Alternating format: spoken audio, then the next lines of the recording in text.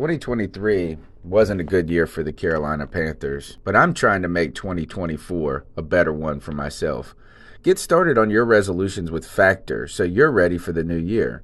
Factor's ready-to-eat meal delivery takes the stress out of meal planning and sets you up for success in the new year. Skip the grocery stores, prep work, and cooking fatigue. Instead, get chef-crafted, dietitian-approved meals delivered right to your door.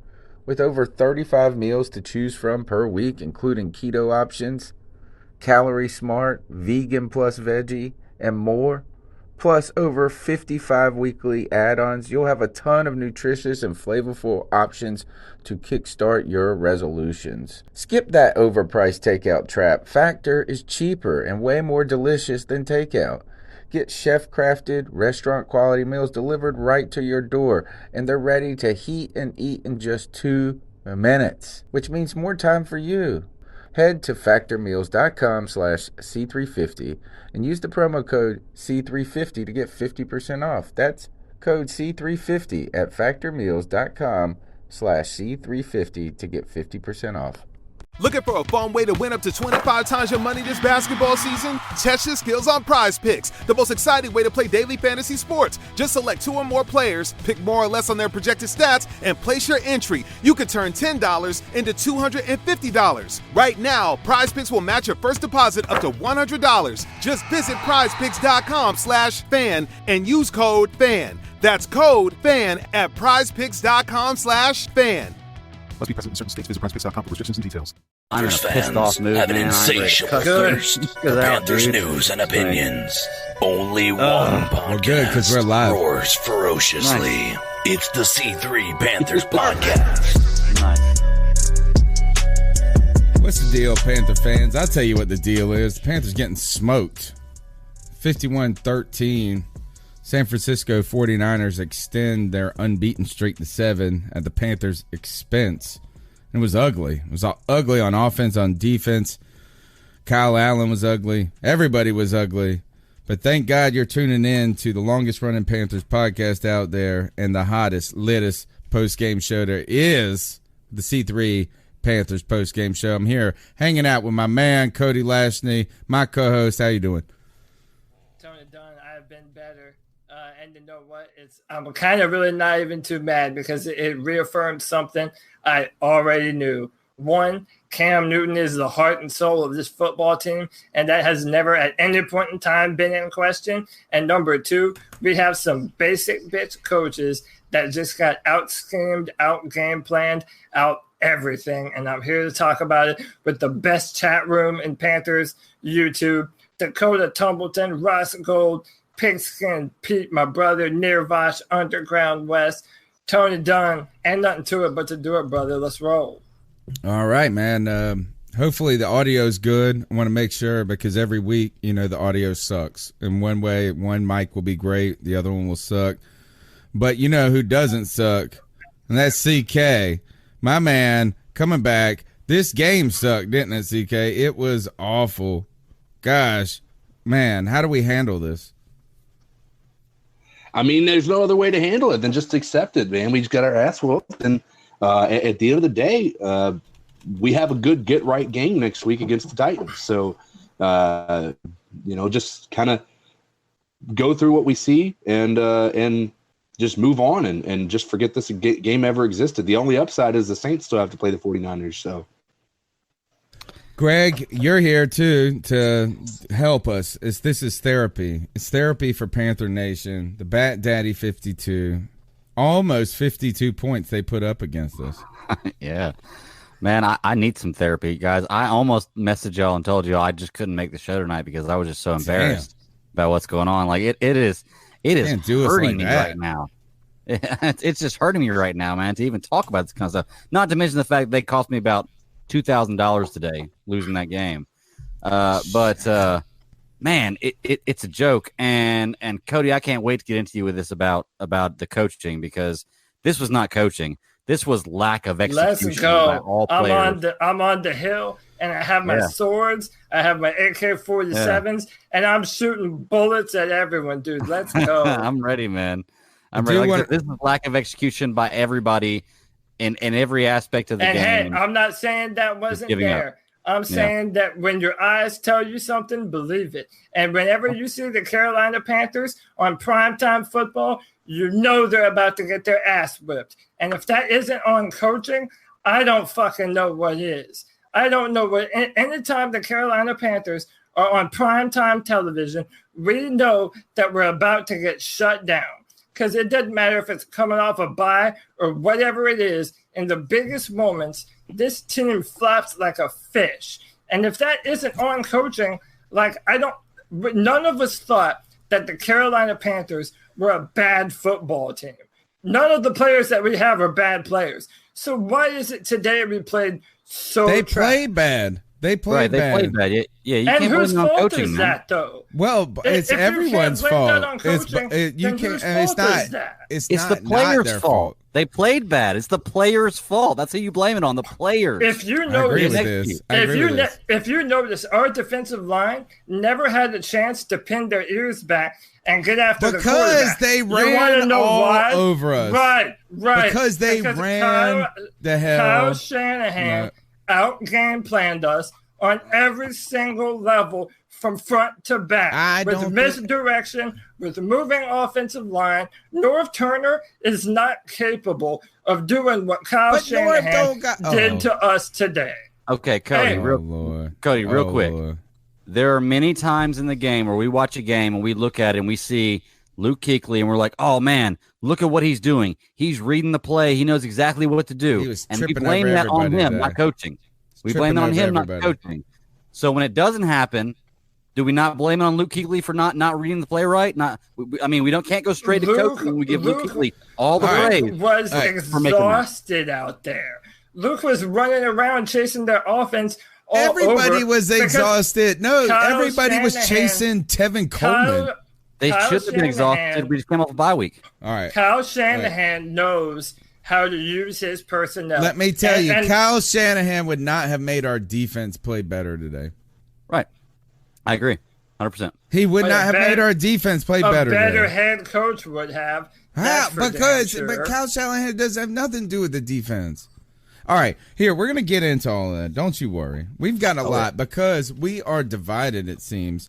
Panther Nation also divided. We'll have to talk about Kyle Allen's fall from grace and the reminder that Cam Newton is that big D you-know-what. Thank you. Gosh, we've been trying to tell you for all of our life here. But look, you can be a part of the show by calling into the Cat Calls line. The number's 252-228-5098. We've got your calls. We're featuring in the post-game show.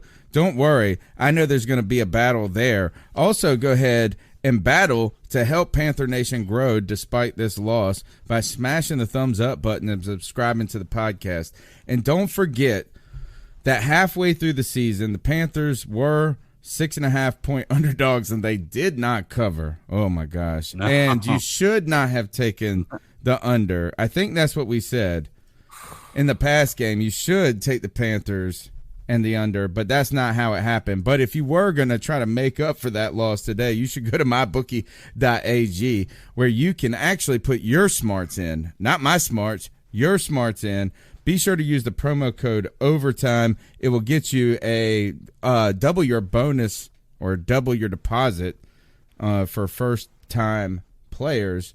Don't forget, you can bet on NFL, NBA, NHL, NASCAR, PGA, or if you could bet on if Greg or Cody's head will explode first. Let's talk about that. Now, let's turn I'm going to turn it to CK. Yeah. CK, we're down 51 points. Cody comes out firing bullets, and he says the coaches are the reason that the Panthers, after a bye, now, look, in Cody's credit, we have Ron Rivera sorry after the bye. He always has been. He's made up ground in the past 3 years, started to even it out. But this one has to be two-step backwards after it. We were not ready. Panthers defense gets run over. Where is the blame today, CK? I mean, clearly, and I'm going to do the sitting on the fence answer with this first part. It's everybody. You know, there's not a single person outside, in my opinion, Christian McCaffrey, who shouldn't be held accountable to this. Christian McCaffrey did everything Bruce Irvin. We'll give him a pass. And Bruce Irvin, yeah, he gave him an opportunity. I think it still does boil down to coaching. And the reason I say that, and a lot of people, and I was talking to Cody about it, is people are going to look at our offensive line and say, "Oh, we were just garbage this game. We didn't have our starting left tackle, and they were trying to do something." San Francisco had both of their starting tackles out, and they still did this. That is a coaching benefit. If they were able to run the way they were able to run, boils down to coaching, right? They were scheming around the fact that there are weaknesses. And why in the world, and this is why I think there's a coaching issue, right? Why in the world, against the number 2 to number 1, depending upon who you ask, number 1 rated defense in the NFL, are you going to start experimenting with your offensive line? All right, let's go ahead here. Let's throw that out there, CK, because we've had this carousel of offensive linemen for the last 8 years, right? But in the past couple of weeks, after starting out horrendously with Darrell Williams at left tackle, and then Greg Little getting a concussion, please, Greg Little, come back. Gosh, come back. Please don't be Michael Orr, a 22-year-old Michael Orr. But we had this carousel. We thought we were finally getting a kind of gel. Trey Turner comes back, addition by subtraction, or vice versa. All of a sudden, I look at the damn starting lineup that the Panthers put out, and they put Darrell Williams penciled in as the starter. I don't know who started on play 1, but that right away told us we don't know what the fuck we're doing. And then on top of that, I saw Bill Vose say Moton was taking snaps at left tackle and Darrell Williams was playing right tackle. All right, Cody, I know. Just sit over there and gloat. Just gloat. Because it's embarrassing. Because all of us on this podcast are aware that Darrell Williams is a shitty tackle. Why doesn't Ron Rivera know that? Like, literally, this is not just a scenario. It's not just a scenario of us being arrogant fans. Everyone knows that Darrell Williams is fucking trash, and that we continue to play him on the edge. What happened? Who played today? Who played in the beginning on the left side? Someone tell us that for sure. I'm pretty sure Moton, and then Moton, and then Daly was in there. And listen, credit to you guys' theory that the players just got their ass whooped because Daly had no answer for Nick Bosa. I mean, absolutely no answer for him at all. He shouldn't have an answer for Greg. Can we talk about this? Here's the problem. All right, why am I? You know what we're actually doing? You're talking me in to your own opinion. Coaches. Shut up. I know. Shut up. Don't worry. I got things to say still. Come on the hill, Tony. There's room. I got things to say. Here, I have s'mores. But here's the issue, though, right? You're going to sit there. I mean, even with Daly, he was getting beat a few times. But here's the problem: 2 of those sacks, I feel were on Kyle Allen holding on to the. I mean, that Bosa got. One of which was Kyle Allen dropped like 15 yards back before he threw the ball or tried to throw the ball.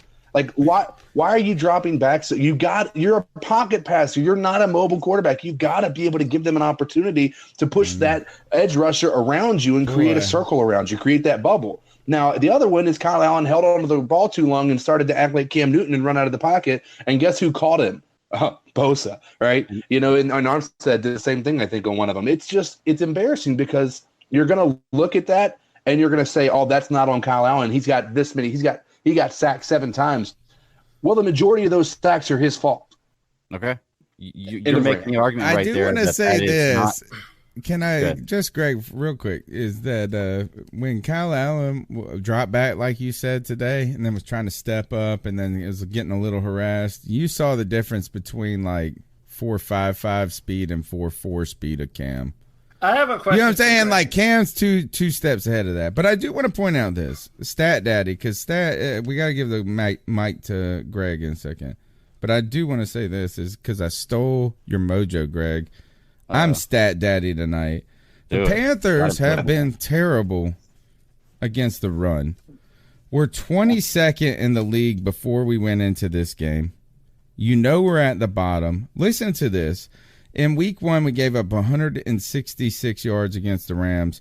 We gave up 100 in week 2 against the Bucks, 121 against the Cardinals, 136 against the Texans, 149 against the Jaguars, and a bazillion against the San Francisco 49ers. The run and I'm turning the mic over to you, Greg, because I do think this is where it falls on the players. They're just not making the plays here in the run game. It's not great offensive play calling. Kyle Shanahan was not a mastermind today. They just ran the fuck all over us, dude. They just ran all over us. They just ran all over us. I agree with you, Tony. I agree with you, Tony, 100%, man. And look, Cody, I have kids, man, and I can tell you right now that I can tell my kids 1,000 times to brush their teeth, amen, put their shoes in a certain spot whenever they want to take them off. Anything else? But you know what? Every single day, I'm gonna tell my kids, "Hey, did you brush your teeth? Hey, we're gonna find your shoes. Did you do your homework?" I promise you, I'm gonna tell them that. It is not on the coaching staff. You can only do so much as coaching staff goes. Well, it's both. It has to be both. Man. Let's just go ahead and admit that. It has to be both. It's not like anybody it has to be both. But listen, no one believes that the Carolina Panthers have a bad pass rush. We have but they didn't pass the ball, Cody. They didn't have to pass the ball. And that is the point. If you know that there is a deficit in the way that the Panthers are, that they don't have discipline when the offense runs the football, you use misdirection, change the play around so that your defensive linemen never have time to pin their ears back and get after the quarterback. Then that means you can't our defensive do backfield, that when it's 3rd and 2nd. Okay, but why do you think we're Garoppolo threw the ball 22 times today? He threw the ball. Listen to this. Hold on. Listen to this. 18 for 22, 175. God, that's what Garoppolo did today. 18 for 22, 107. He didn't even hit 205 yards, bro. He didn't need to. He didn't hit two. Is there ever been a time in the history of football where 51 points have been scored by a team and the quarterback didn't have 200 yards? Let's be fair about something. That's insanity. Let's be fair about something. 3 of those interceptions took place on our side of the field, and they had the ball within the 30-yard line. So there's 30 yards they have to go right there. Thank you. And then we had Kyle Allen. four fourth downs. We had 4 fourth downs that didn't succeed, and we were within the 30 yards of their end zone. They probably jumped to number 1 with the shortest yardage to have to go to get a touchdown this go round. If you try to add up all those points that they got off of our missed 4th down conversions, off of our interceptions, I'm telling you, this is going to be a much closer game than it looks like right now. The problem is coaching, Carlton Cohen. You can't say it's coaching. You have to say it's everybody sucks. No. Then I could everybody sucks. Nah, I'm gonna pull from the chat room too. Let's see it. Josh from Mass. It's the staff's job to put them in the spots to succeed. They failed to do that. Why was the center of the field wide open? Every play. On every 3rd down, there was an area of the field where there was a receiver or George Kittle screaming open. And you're going to tell me that has nothing to do with coaching? Reed was bad today. It really upsets me that every single time that our offense looks terrible, no one is willing to put any blame on Norv Turner.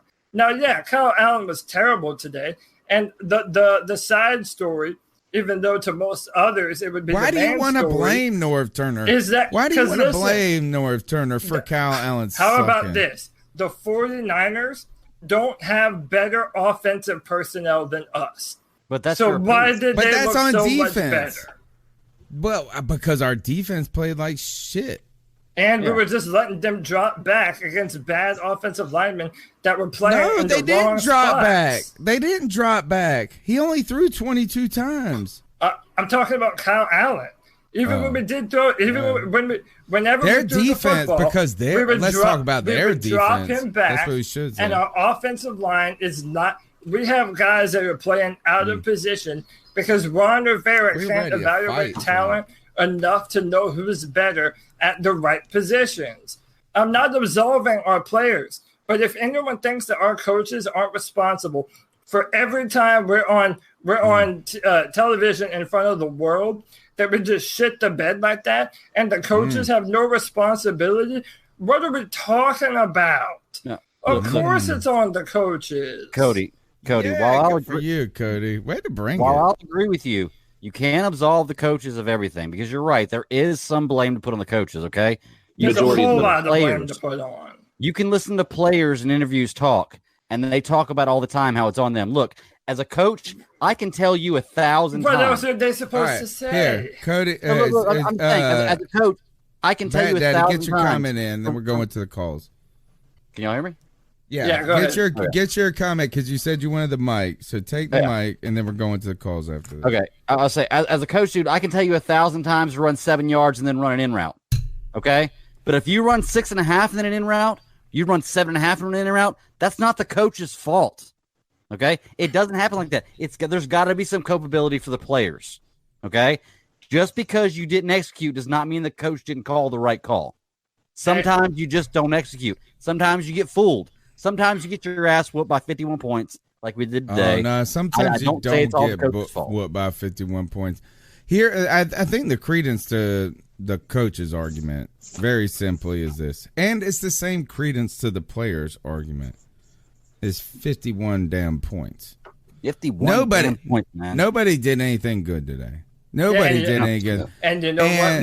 When you're losing that bad at the half and you don't make adjustments at halftime, guess who else that's on? But how do you know they didn't make adjustments? I don't know if it wasn't adjustments. No, but I don't know if it was adjustments. You didn't know what the coach said. Didn't tackle anybody on defense. They didn't tackle anybody. Yeah, that's at the end of the day. Yeah. Here's the thing. Yeah, there was something. There wasn't necessarily missed tackles. They were letting these guys walk through untouched. That's the problem. 20 yards. 20 yards.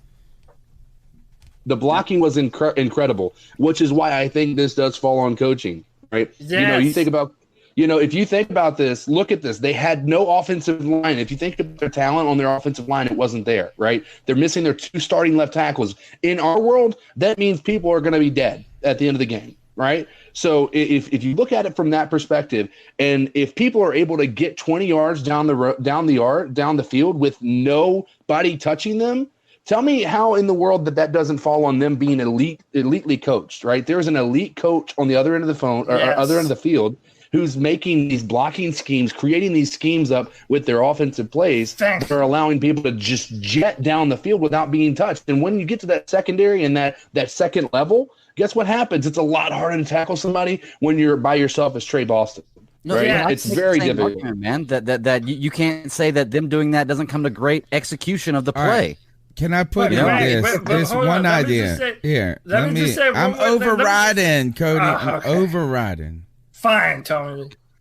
Could this be a weakness of the 3-4 defense? Possibly. We didn't run game. We didn't run. We ran 4-3 the whole game.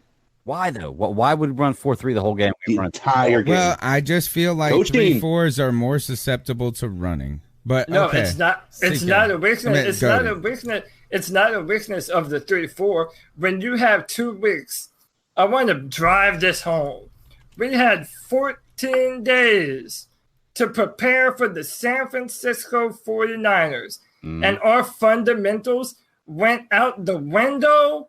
Come on, bro. These dudes did not forget how to play football. What happens is the training, the teaching of the fundamentals, it's so lackadaisical. There is no other excuse in the world for a team to be this unprepared going into their biggest test of the season. It's 100% on coaching.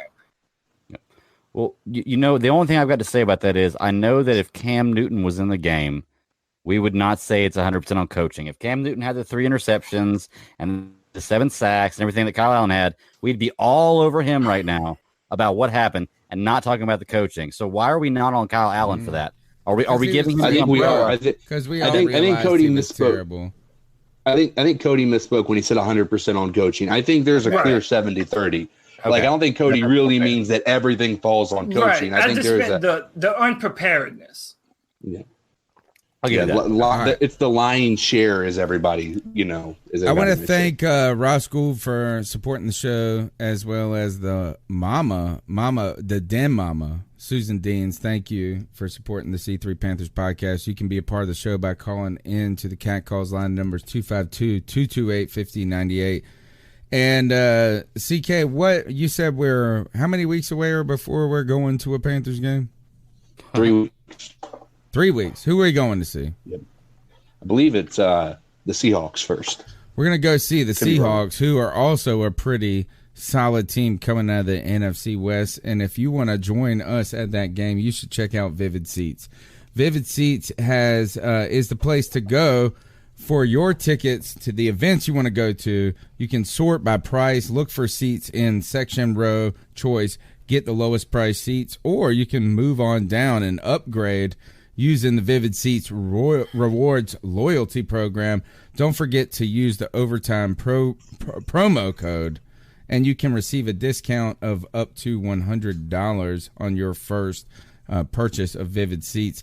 Come on, join us and Panther Nation as we support the Panthers coming off this terrible win. Go to Vivid Seats, promo code Overtime. Let's go ahead, guys, and turn to the Cat Calls. I think that we need to find out what Panther fans are saying about this game. No. So what are your thoughts on catcalling? Yeah, it's pretty you shouldn't do that to somebody. And how did that make you feel? Very uncomfortable. So how do you think catcalling makes the person feel? It feels good, like... Who's that cat sitting in the back corner with his face buried in the snow? Who's that kid that can use one?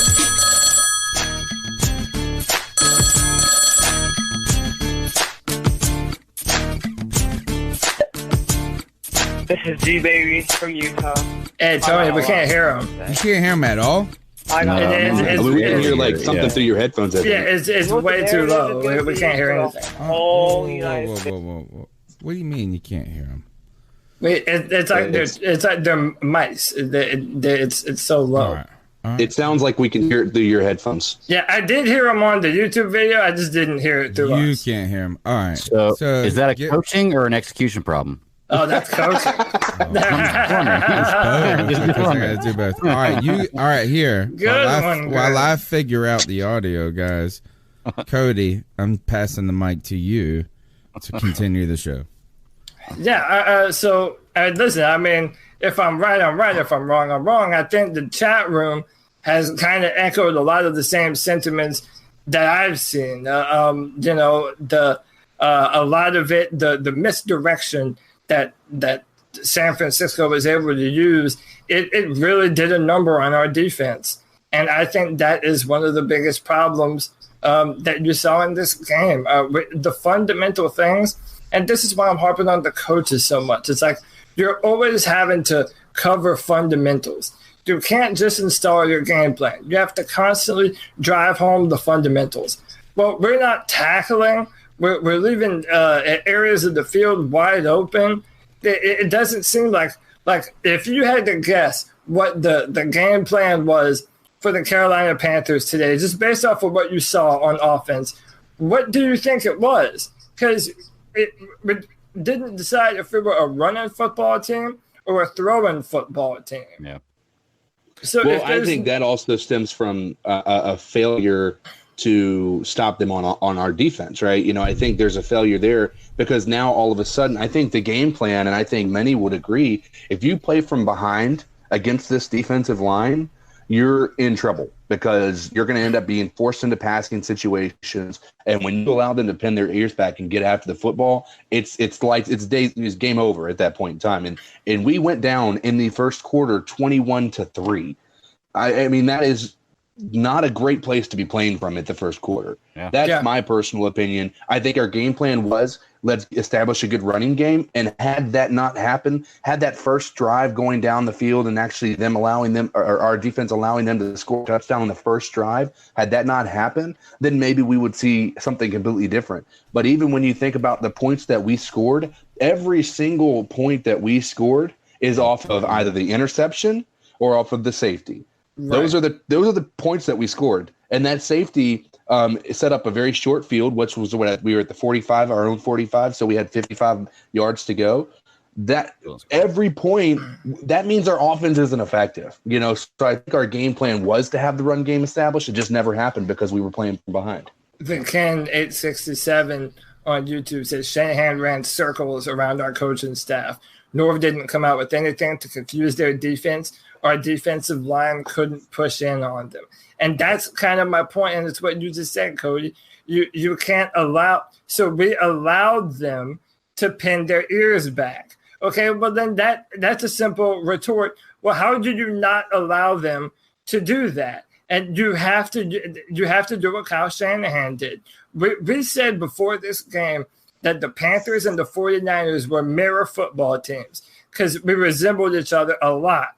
Well, their coaches didn't let our defense do what we did best.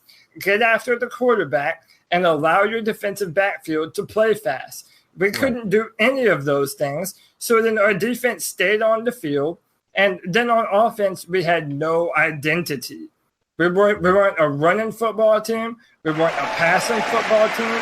I'm still waiting for someone to tell me what the game plan was. Because it doesn't seem like there was one. Well, there's a lot of things. Could you hear that applause, Cody? Huh? No, I didn't. You didn't hear an applause at all? Play it one time? Yeah. Well, Cody, there's a lot of things that go into that, you though, don't man. Hear that?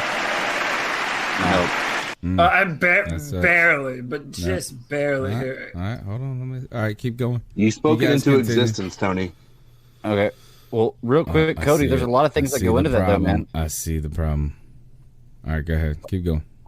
Like I said, it is very hard to get human beings to do exactly what you want them to do. And here's the difference is when we go down 21-3, it doesn't matter what your game plan.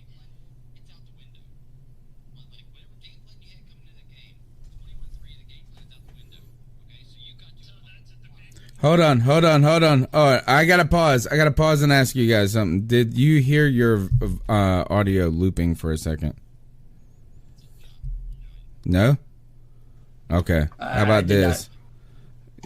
Are you guys, you're hearing everything? Can you hear this applause? Yes, I hear that. All right. Okay. All right. Now continue. I was saying, Cody, what I was saying was, like, I get what you're saying. It does. I can agree with you that there is a certain percentage the coaching has to do with it.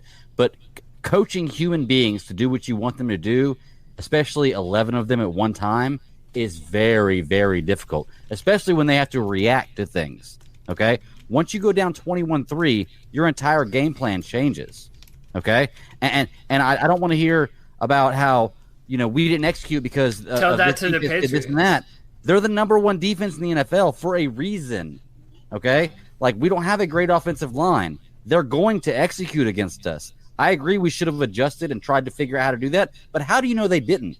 How do you know the coach didn't say, okay, because Kyle I saw them not doing it. I saw what they executed. No, you saw what they executed. You didn't see what they saw said. them move our offensive line out of play like 3 times the entire game on the extra point, and then 2 times in the third quarter when the game is already over. Listen, even if you're having your ass whipped at halftime, Bill Belichick doesn't care. Because he knows that he has to look at the game. Man, when was the last time that Bill Belichick looked up at halftime and saw that? When was the last? How about the Super Bowl? More importantly, you can't compare anybody to Bill Belichick. Oh, well, good point. Well done. There was no adjustment made from the first half to the second half. Well, we didn't do anything different. You don't know that. You just know what you saw. You don't know if Ron Rivera said we've got to do this. But what did you see? The players didn't do it. Did you see them do anything notably different from the first half to the second half? All right. Here, Cody, let me intervene in this. My point would be, what if I was a coach and I said, stop the run? Our adjustment at halftime is to not miss our gap assignments, and then they didn't do it. Anyway. I'm sorry. Yeah. Everybody can hear everything right now? Here, let's do cat calls, guys. Let's go. Yeah. So what are your thoughts on cat call? Yeah, it's pretty. You should do that to somebody. And how did that make you feel? Very uncomfortable. So how do you think catcalling makes the person feel? It feels good, like.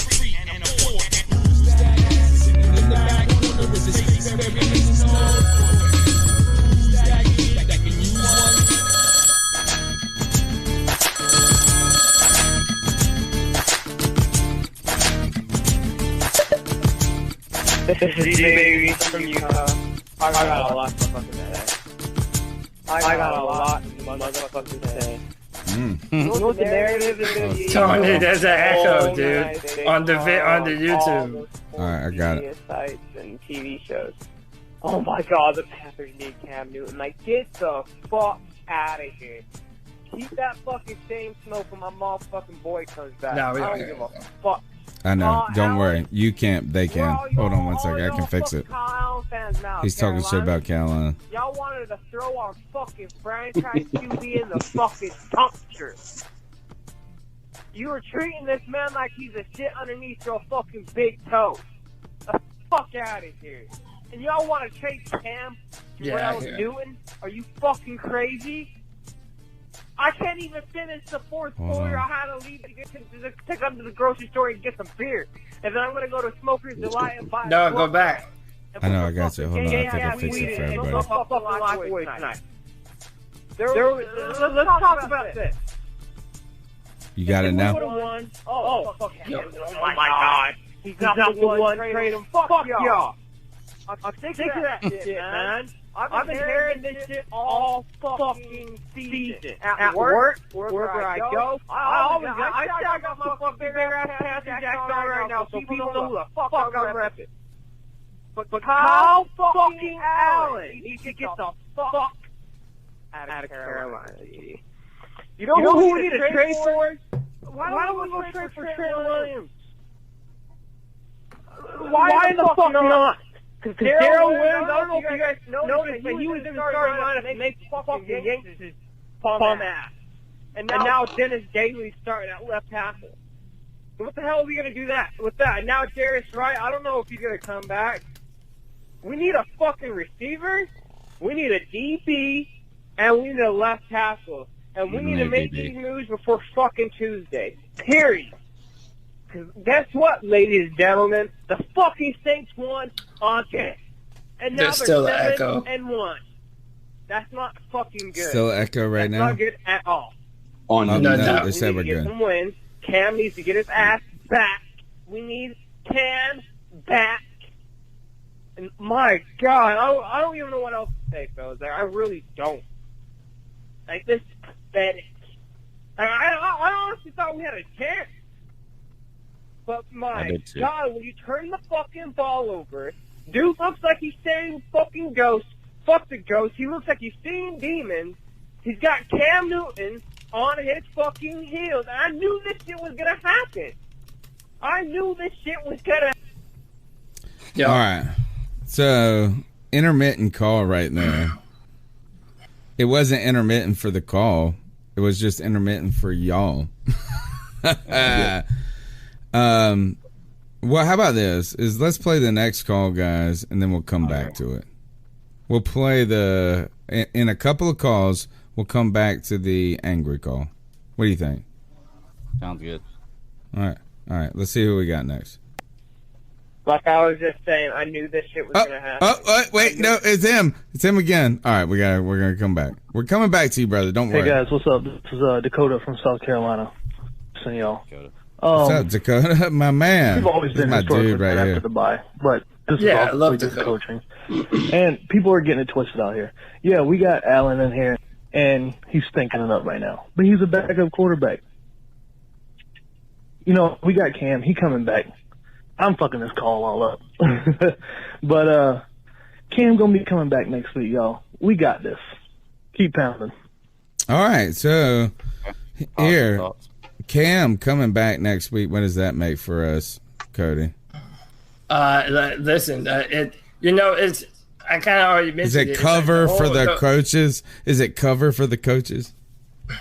I mean, listen, Kyle Allen was bad today, but I feel like Kyle Allen just vindicated who all real Panther fans knew he was. I mean, like Kyle Allen, this is the same guy that we criticized in preseason. The Texans defense is up and down right now. That was his best win. It's been a lot of up and down. We've seen Kyle Allen be inconsistent. And yeah, listen, Cam Newton with this football team, this is a much better team. I feel like we at least would have had a chance on the field. But, I mean, I don't know. There's still a lot of question marks. When Cam comes back, are they going to run him like it has been used in the past? Or are we just going to let him scramble and make plays? I tell you what, though, man. Tony, you and I said so many times on this show that if Cam Newton goes down, our chances go out the window. And you and I were thankful that it appeared, at least, to not be that way. Well, maybe we spoke a little too soon, or maybe we were just reminded in the most brutal way imaginable how much Cam Newton still means to this football team and how much he does for us. That's the truth right there. You just said it right there. Here's the appreciation. Here's the appreciation for it too, though, right? If you would have said before the season started that Cam Newton was going to go out for 5 games and we were going to go 4-1 in that entire stretch, would you not be applauding? I mean, I think Kyle Allen deserves some praise, certainly, but at the end of the day, when Cam Newton comes back, he's going to come back to a possible contender because of Kyle Allen being able to manage the game the way that he was able to manage it over those 5 games. Unfortunately, we were falling to one of the best defenses, which is what we were talking about was a measuring stick for our offense.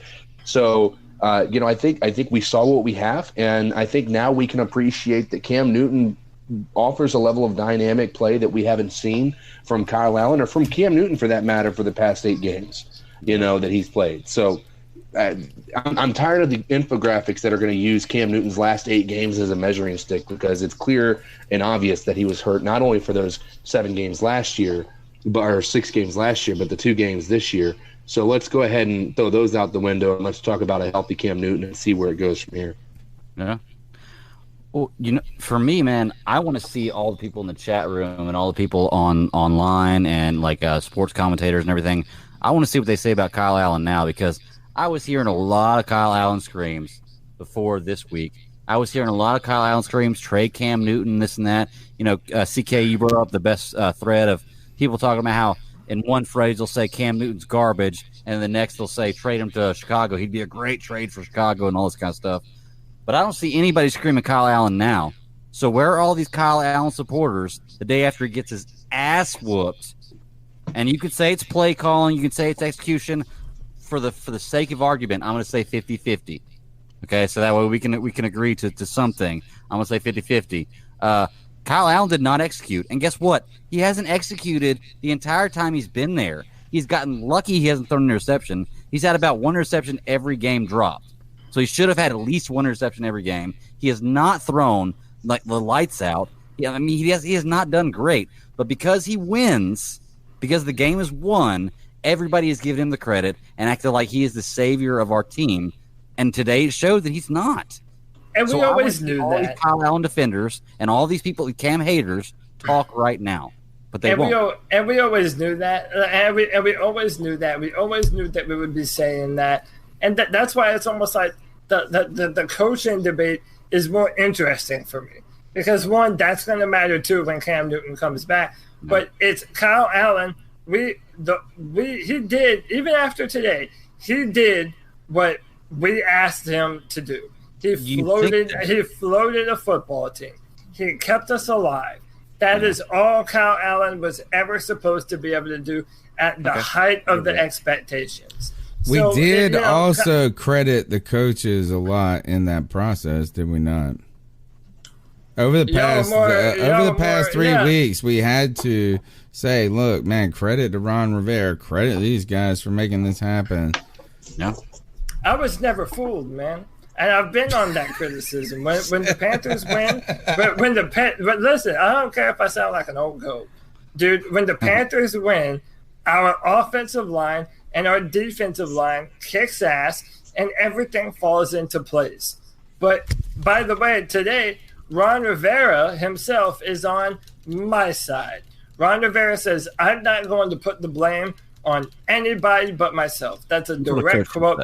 Okay, but then you just said the same thing a minute ago when you said the players put it on themselves and not Ron Rivera. That's what everyone says. Everyone puts the blame on themselves. But I'm saying it's easy for us to look at the film and see that Ron Rivera said in the press conference that they took advantage of his aggression. And he did the same kind of defense and the same kind of things in the third and fourth quarter. There were no adjustments because Ron Rivera doesn't know how. And it would be one thing if we were just talking about today. Ron Rivera has done this season after season after season. He is not an adjustment head coach. We have a whole bunch of data to look at and refer back to and know that this is an area that is not in Ron Rivera's wheelhouse. This is not something that he does well. And now it's a detriment to our football team when it matters the most. Hey, the good news is we had all our timeouts at the end of the game. Yeah, Hey! I'm glad we said those next week. All right, here you can be a part of the show by calling into the to the Cat Calls line. Numbers 252-228-5098. Don't worry, I'm about to come back firing at you guys after this call. I got a Twitter battle to talk to y'all about. All right. What's up, C3 fam? Chef Jeff here.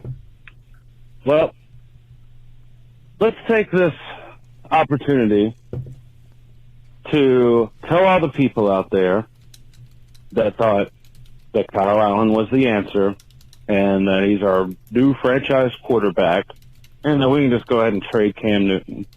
Did you all watch the fucking game today? Yeah. Did you see Kyle Allen be Kyle Allen? Because that's what I saw when me and Cody were watching it. It got so bad that I had to leave. I was planning on doing the post game, but my wife needed to go to the grocery store, so I was like, perfect excuse, I'll go home. Yeah, Kyle Allen isn't the answer. Our defense got embarrassed, and all I gotta say is thank God Cam Newton is coming back. Keep pounding, guys. Keep pounding. Keep pounding. All right, so I'm up here on Twitter fighting right now with a guy. You guys know him if you're like a tight follower of the Carolina Panthers. It's Danny _G13. All right. And Danny, I'm pretty sure, used to be part of the Missed Opportunities podcast. That guy, right? Him and this guy named Billy Marshall come at you a lot, right? So I put out a tweet earlier, and actually, I'm going to be honest, I stole this perspective from CK that the San Francisco 49ers are the 2015 Carolina Panthers. Okay. Or at least very resemble them in some ways. Beat a team, like beat people every week. Everybody continues to tell you're a bad team. Beat them with a great defense that puts you in great positions. Run the ball. And my man comes at me and he says, you must have forgot that Cam Newton was 80% of the 2015 season. Now, look, do I believe that Cam Newton was not sensational that year? No. I love Cam Newton more than any of y'all motherfuckers. I don't even feel guilty about saying that. But you remember that defense was freaking legit in 2015. Yeah. And it put us in spots to win and win and win each season. Okay. And go ahead. Go ahead. No, right. let's. So that defense, I'm not trying to say it put Cam in a position to be a 2015 MVP. What I'm saying is that defense alone, without Cam Newton, was still a top 10 defense in NFL history. In 2015? Yeah. But wait a minute, though. So am I not remembering correctly the New York Giants game where we let them march all the way back down the field and Cam Newton had to win us the football game? That wasn't one game. That wasn't just one game. That was a lot of games. There were a few games that we let them come all the back. And it was the Colts. Yeah, you had the Giants. Yeah, you had plenty of. Yeah, but all right, now we need to go back and look at were there any interceptions, were there any turnovers that put that defense in a bad position. You can't just simply look at a score and say an offense had to come back and tell me that it's the defense's. Well, again, I don't think like you can't just look at a defense like that. You're trying to tell me that the 2015 defense was shit? Y'all want to tell me that? No, come on, let's bring that. It definitely wasn't shit, but what it does we were number 6. We were number 6. Look, I just pulled up. We're number 6. And let's see, this is, look, we were number 6 and this is what is Pro Football Reference sorting by. What do you want to sort by that year? I mean, pick a stat. I got it up. Pick a stat. You want yards per game? Points allowed. You got to pick a stat because you points can't just allowed go overall. Okay. All right. Hold on. Which one is that? Shit. All right, y'all talk. Let me figure. But listen, we're missing the forest for the trees here. That was a damn good defense. No one is saying that it wasn't.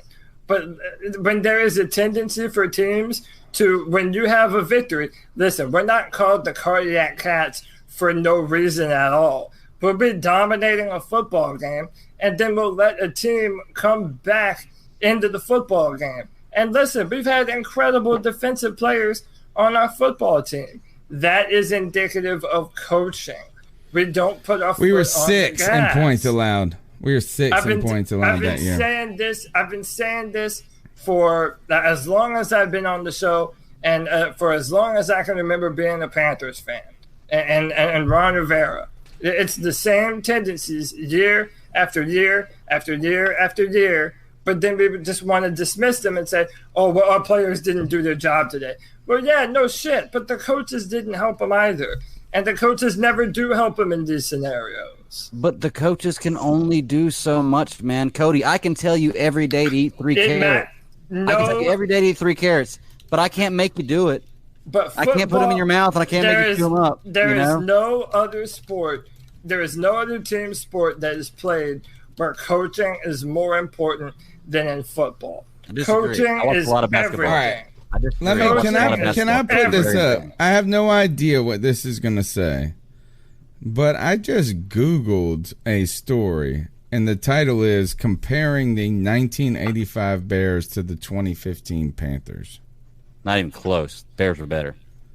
The fact that the story exists shows my defense. That defense was fucking legit, guys.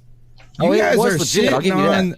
No, you guys are shitting on the Panthers defense that year. Not the Panthers defense. We're saying that on offense, it was 100% Cam Newton all the time. I agree on that. Yep. We had Ted Ginn, Cotchery, Brown. I mean, it was definitely Cam Newton. All right, listen to this. Let me just read you this. This is from USA Today in 2016, January of 2016, while we're going to the Super Bowl. Okay. Here it is. Quote, the 85 Bears gave up 12.4 points per game, which makes the Panthers 19.3 games allowed per game seem downright poor. It's not, especially in today's NFL. Both teams got elite play from their linebackers, both notably Mike Singletary and Otis Wilson for the Bears, Luke Kuechly, Thomas Davis for the Panthers. The Bears had an elite pass rush defensive coordinator, Bobby Ryan, which made them incredibly hard to get any momentum. Actually, you know what? I'm going to stop reading this because it's not even helping my position. Jeez. There's not even any stats in this stupid article. Come on. Guys. Can I switch the subject up because I think that that's good, but I feel sad, right? My sadness doesn't come from the fact that we lost. It's that I was really hoping Shaq Thompson had a good game. No, he did not. I was hoping that he had a good game. You were hoping. I didn't see it. I was hoping that he was going to have a good game coming back from what he was going. Like, I was hoping he was going to have like a Brett Favre type of game where, Brett Favre lost his dad and he lit it up. And then Shaq Thompson lost his mom. I was really hoping for him that this was going to be a game where the defense could hold their head up high and say, we did everything in our power to make sure we won this game. And I hate to say it, but man, like, it was just I'm sad for him. I'm sad for the defense. I'm sad that everybody essentially, in my opinion, let Shaq down because I feel like he deserved to have a win there, dealing with what he's been dealing with this past week. And guys, anyway. can I just make another point real quick? Too bad I'm going to. This is Kyle Shanahan that we're talking about.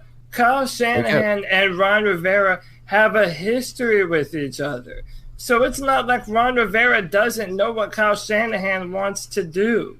And yet Shanahan still did whatever he wanted.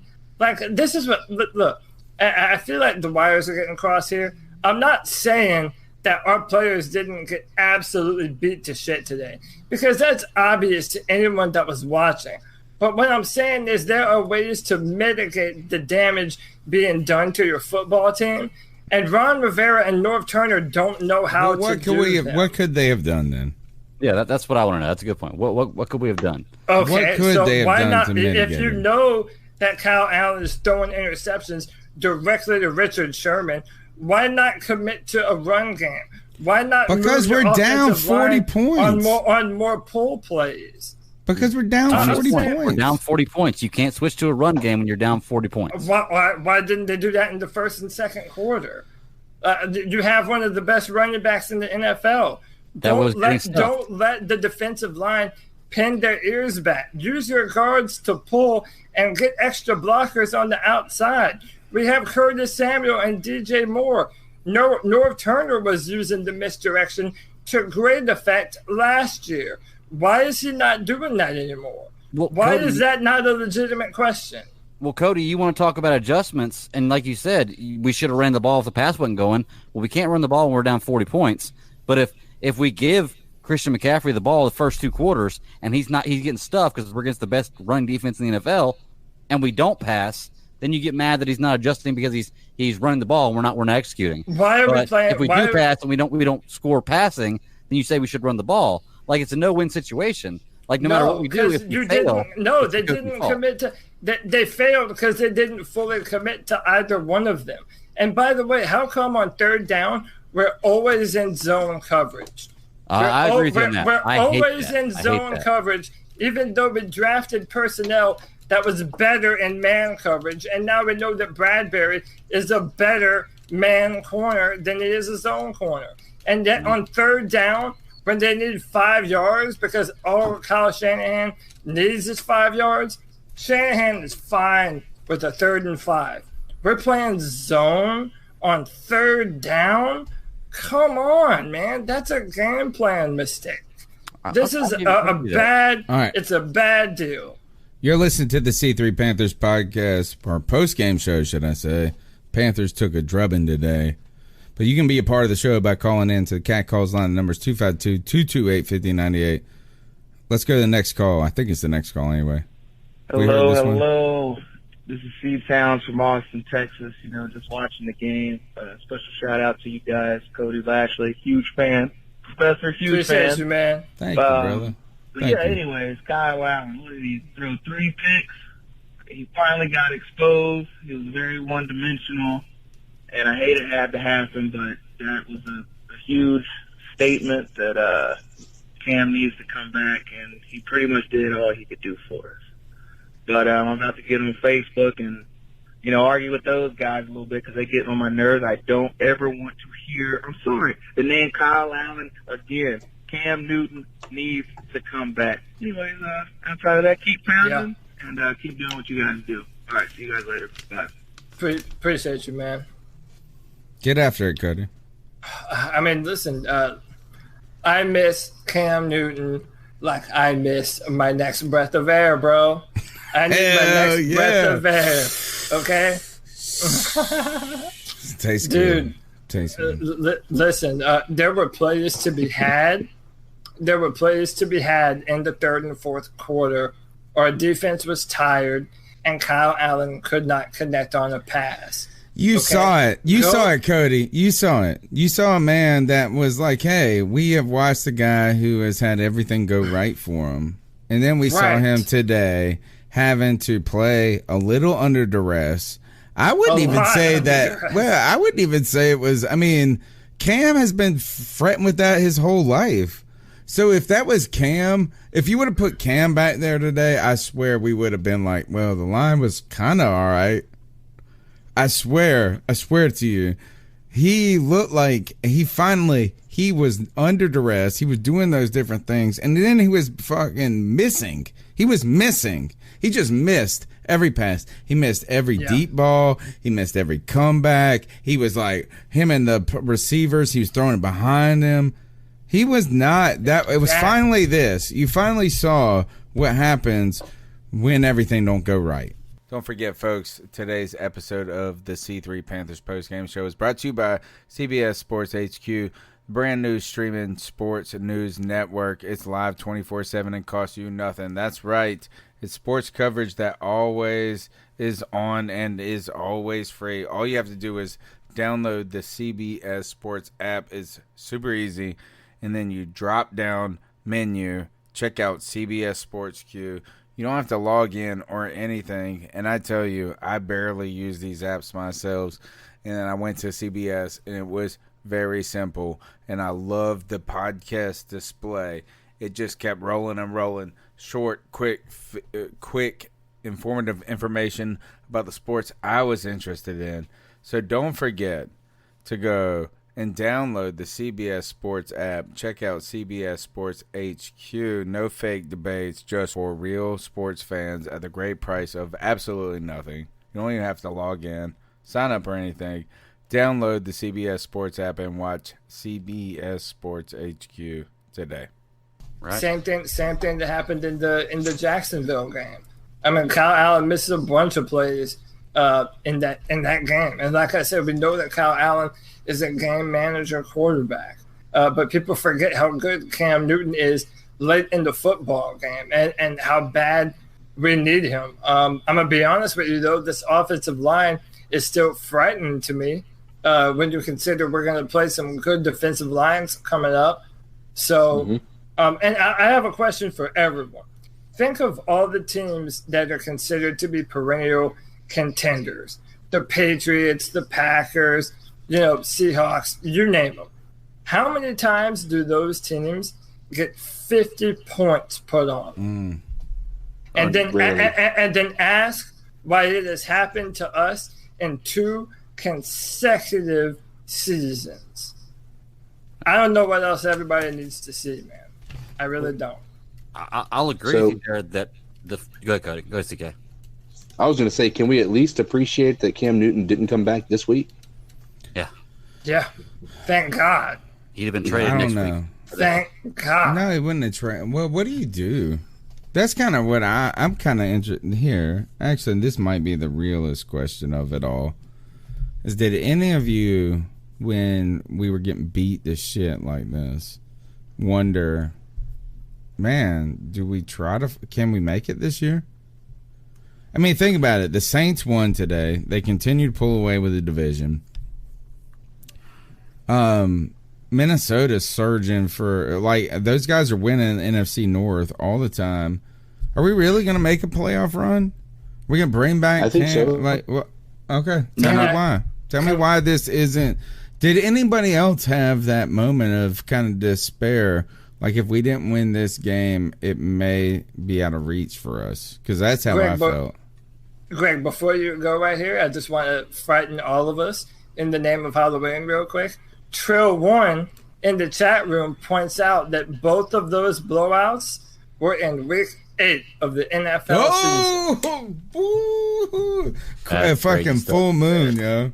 Full moon. And we know what. And hey, we know what happened last year. Hey, what? No, that wasn't week 8. We were 8-2, or we were 6-2 when that happened. That was week 9. Right, Trill, you led me astray. Damn it. No. But I think that may. Okay. It's the same kind of thing, though, right? Now, then we were 6-2. Now we're 4-2, but we're coming off of a bye, and this happens. Like, I mean, I don't know about y'all, but I saw this movie last year. Yeah. That's what I felt like throughout the entire game. We're not going to lose 8, and we're not. No, you think Cam comes back and we lose 8 straight? No, that's why I think it's different. But I think we're still going to be 7-9. We're going to be 7-9. 10-6. We have seen. Now, granted, Cam wasn't healthy, so yes, that is the X factor. But we have seen defenses with a Cam Newton-led offense, and their defense is just putting North Turner's offense into the dirt. So, I mean, there we go. I don't know. Well, being realistic with it, and I was thinking about this before we got on the show, the way I look at the Panthers right now is we are a wild card team, probably going to win 11 games, 10 games. Probably. Can't say that anymore. Barely. but we're a wild card team that loses in the first round. We are not a championship team right now. Not saying that if we get in the playoffs, we can't make a run to win the title. I don't think we're a wild card team right now. After a 52 1-point drub, there's nothing that makes me think that we're we're better than the Rams. Well, think about who else is. They beat us. See, the problem is, I think that you have so many powerhouses. So you have you're gonna have the Rams, the NFC Seahawks. West. NFC West, you have the Seahawks, the Rams, and the 49ers. 49ers are right now running away with the idea of being able to win that division. Seahawks are doing really well, and then the the Rams have been making a play at winning as well. So I think there's a lot of promise, certainly, that that those teams are going to go wild card, whereas we're unfortunately not as lucky. Yeah. Well, but the Rams have clout because they were Super Bowl contenders. But they also have a better record. No, well, they're 4-3 just like us, and they beat us by 3 points, and we missed 2 field goals. I guess. I'm just saying, like they're not that much better than us. All right. Wait, let's go back to the calls. Which team is not that much better than us? The Rams. They're 4-3, same record as us, and they beat us by a field goal when we missed 2 field goals. They do probably have a more difficult schedule going down the stretch since they were number 1 last year, and we weren't. But we're not doing any. Gosh, how are we really 4-3 after losing by 51? I don't even get that. But all right, here we go. That's what you got to get out of your head. Is you got to get the 51 points out of your head and look at the record. How can you? Even though it's a 51-point loss, it's still one loss. All right, one loss. We could have lost. Is not the same as a 10-9 loss. No, you're right. It's not the same as a 10-9 loss, right. But it still counts in the record books as a loss the exact same way. You're listening to the C3 Panthers post-game show. The number's 252-228-5098. Panthers podcast, how y'all doing? This is G Cavassier. What's up, G? Man, oh man, see this damn game, man. We are getting our asses handed to us. But you know what? It's okay. I'm pissed off the way the score is and really how the defense is fucking playing. To tell you the damn truth, I don't see Brian Burns no damn where. The only person I think that's like really playing the damn heart out is Bruce Irvin. You know what I'm saying? That motherfucker is playing today. I give him that. You know what I'm saying? Yes, he is. But, San Francisco, I salute them, man. They kicked our ass. Reed looked like trash today. They got to do all these little run plays or whatever, but we need to learn how to stop the damn run, man. To rush the pass like a damn pro, but we need to stop the damn run. He's saying for the love of God, man. I agree 100%. But like I'm saying, it's not the end, and I'm not really all that damn pissed off. I had money on this game, but you know what? It's still Panther Nation. If we still make the playoffs, I'm not even damn worried about it. But we need to tighten the hell up. We got Tennessee next week, and after that, we got Green Bay. We have to tighten up. So give me y'all thoughts on that, and always remember, y'all keep pounding. Got to stop the run. That's the damn point of the matter. That's what I've been saying, and that's why I say it's not just coaching. Is that our team just could not tackle a mofo today. Tevin Coleman gashed us. What's up, C3? This is Coltrane. Haven't talked to y'all in a while, man. Peace and love Coltrane. to y'all. What's up, brother? Everyone's going to talk about Cam and Kyle, after this game. Obviously, I love Cam to come back, but I'm not going to put this on Kyle. I'm putting this squarely on the shoulders of Ron Rivera for 2 reasons. Yes! Well, Say that really for one reason, but I'm gonna chastise him for another reason. The reason why I put this on Rivera is because we had 2 weeks to prepare for these boys. I know Kyle Shanahan is a mastermind when it comes to offensive schemes, but dude, he used to be in the NFC South. You know the kind of stuff he likes to run. Yes! Every single one of those misdirection or motion plays, we look out of place, drunk, high, confused. Like we went out last night and partied till 3 a.m. and then showed up on the stadium and said, all right, let's play some football. Like we looked completely unprepared. But the reason why I think Rivera should be fired, I'm not even overreacting. He should be fired because Christian McCaffrey, the best player on our offense, best player on our team, was in the game late in the fourth taking carries. Yep. And I don't give a damn if it only happened once. That's a fireable offense. Guess how many plays it takes to get hurt, people? One. I don't care if it only happened one time. 31 points. You're down 31 points, and your best player taking snaps in the fourth? That is a fireable offense. I'm sorry. I'm not overreacting. I'm sorry. Peace and He's love not to y'all, man. overreacting. I hope Cam comes back. We're 4-3. I'm not panicking. Let's. I bet she's the next call. Let's see. I don't know what to do. All right, so go ahead, because he is the next call. So look, I'm not giving up on this season. I'm never going to give up on the Carolina Panthers. And listen, I know I'm an old curmudgeon up on my hill, throwing rocks down at all of you guys. But listen, man, I'm just going to say what I don't want to say. Is this team talented enough and deep enough to make a legitimate run and be a legitimate contending team in the NFC? Oh, absolutely. You bet your ass they are. But do we have the coaches to utilize them and actually? Why are you talking me into bring this, them Cody? into that scenario? No, we don't, and we've known for a while that we don't have the coaches to do that. So if the Carolina Panthers do make a run, it's going to be on the back of our players just deciding that they've had enough and they go kick ass. Because I'm telling you right now, against the better teams in the NFC, North Turner's offense is going to struggle, and our playmakers are going to have to be balls out and have no lapses in judgment at any point in time because our coaches are not good enough to get it done.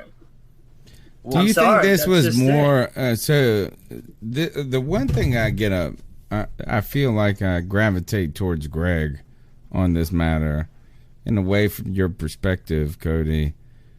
Is do you really think this was on the offense today?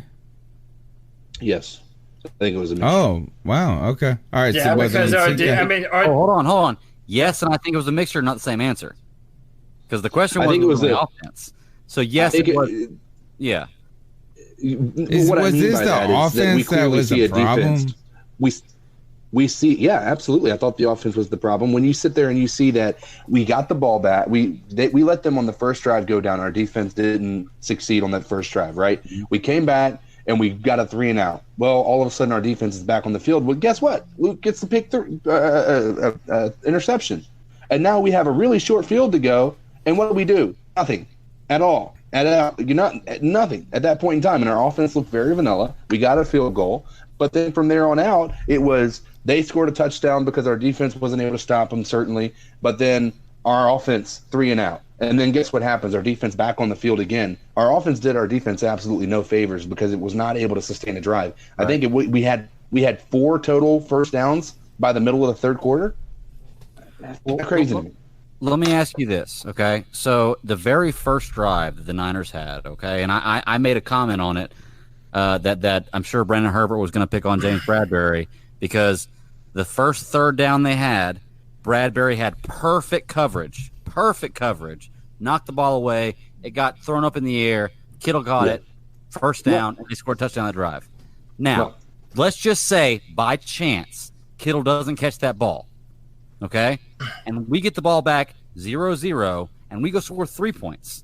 Then we get the ball back because of Luke Kuechly's interception, and we're up 6-0. How does that change the game? That's why I'm saying it's not all coaching. It has to do with the way the game's played out, the luck. Look, guys, we are talking about a game that is literally a matter of inches away from changing. You can have a defender. I want to answer. We're 51 points away from changing, though. Like we got beat the shit down. What I'm saying is you can have the coach call the right play, and the defender is 6 inches out of the right spot, and it changes the game, which has nothing to do with the coaching.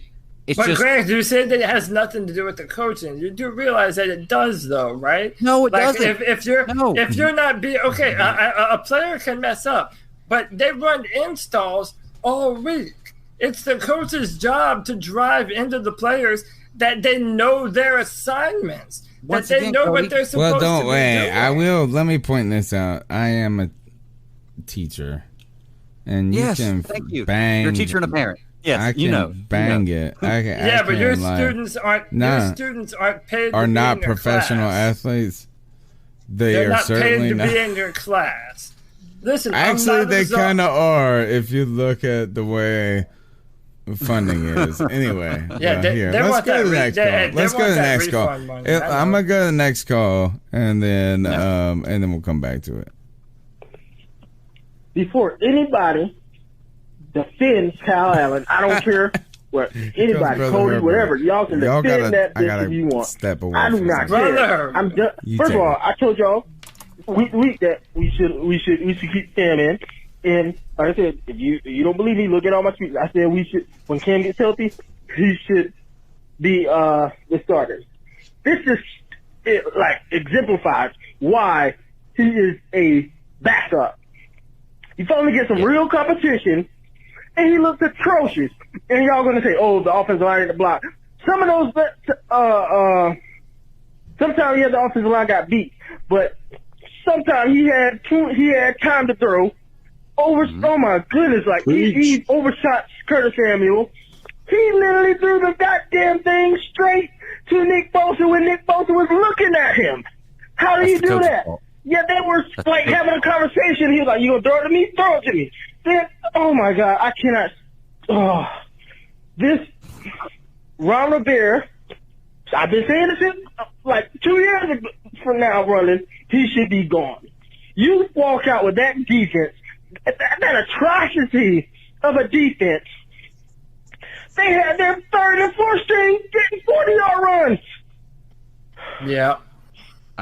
I don't know what to do. I don't know what to say about this freaking team because it pisses me off because I know what the talent level that we have, and then we're getting squandered and just wasted because of the Ron Rivera era that needs to end, and it needs to end now. Yes, it does.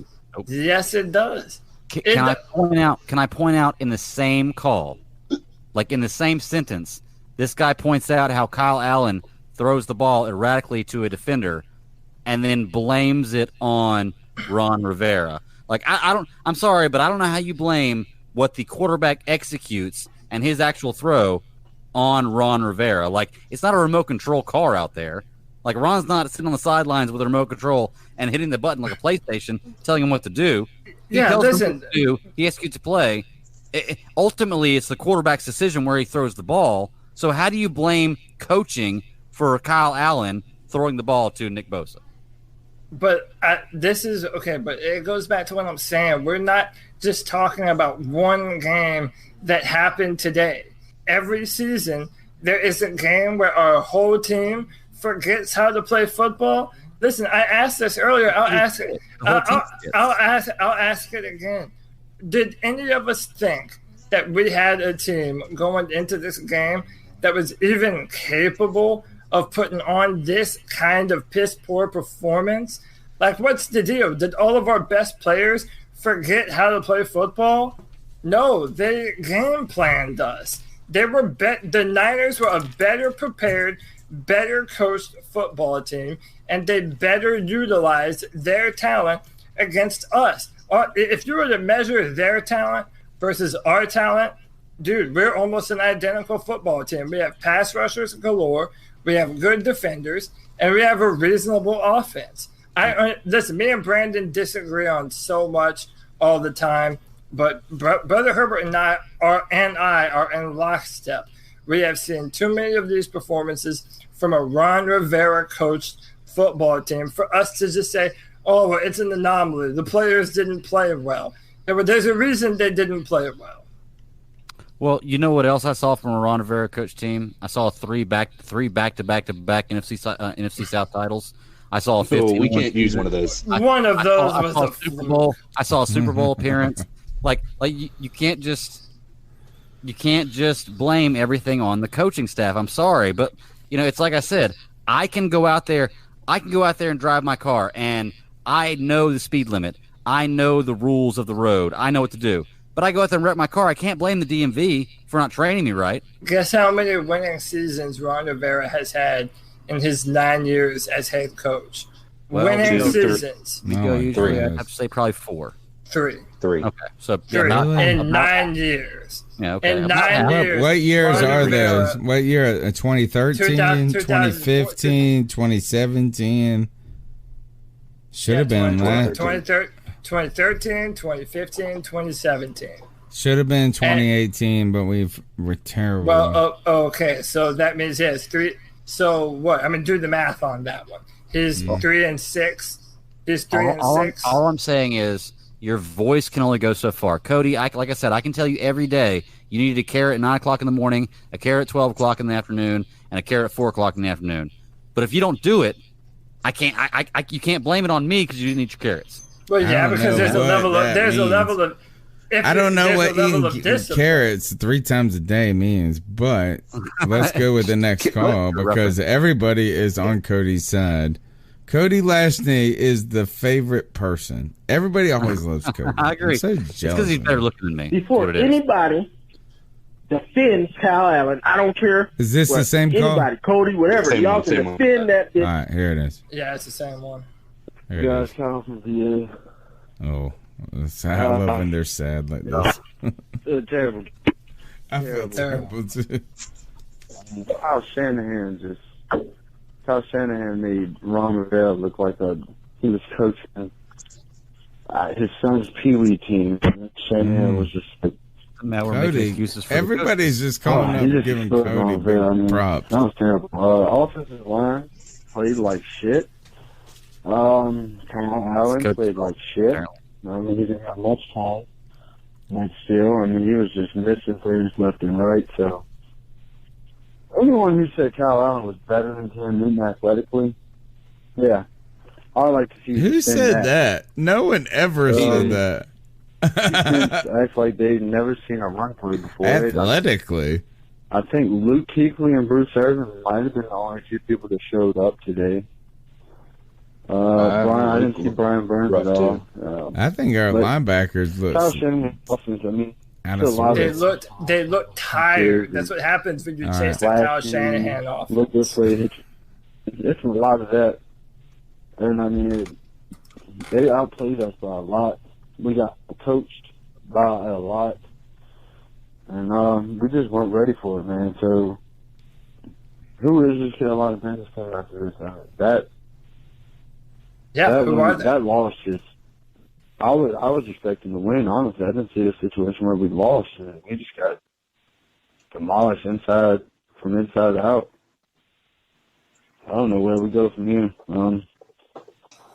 Maybe we change the season, get a high draft pick, let Cam sit out. No. No, there's no. We're still over 500. Yeah. Not saying that is the route we should take, but you know. I feel his position, bro.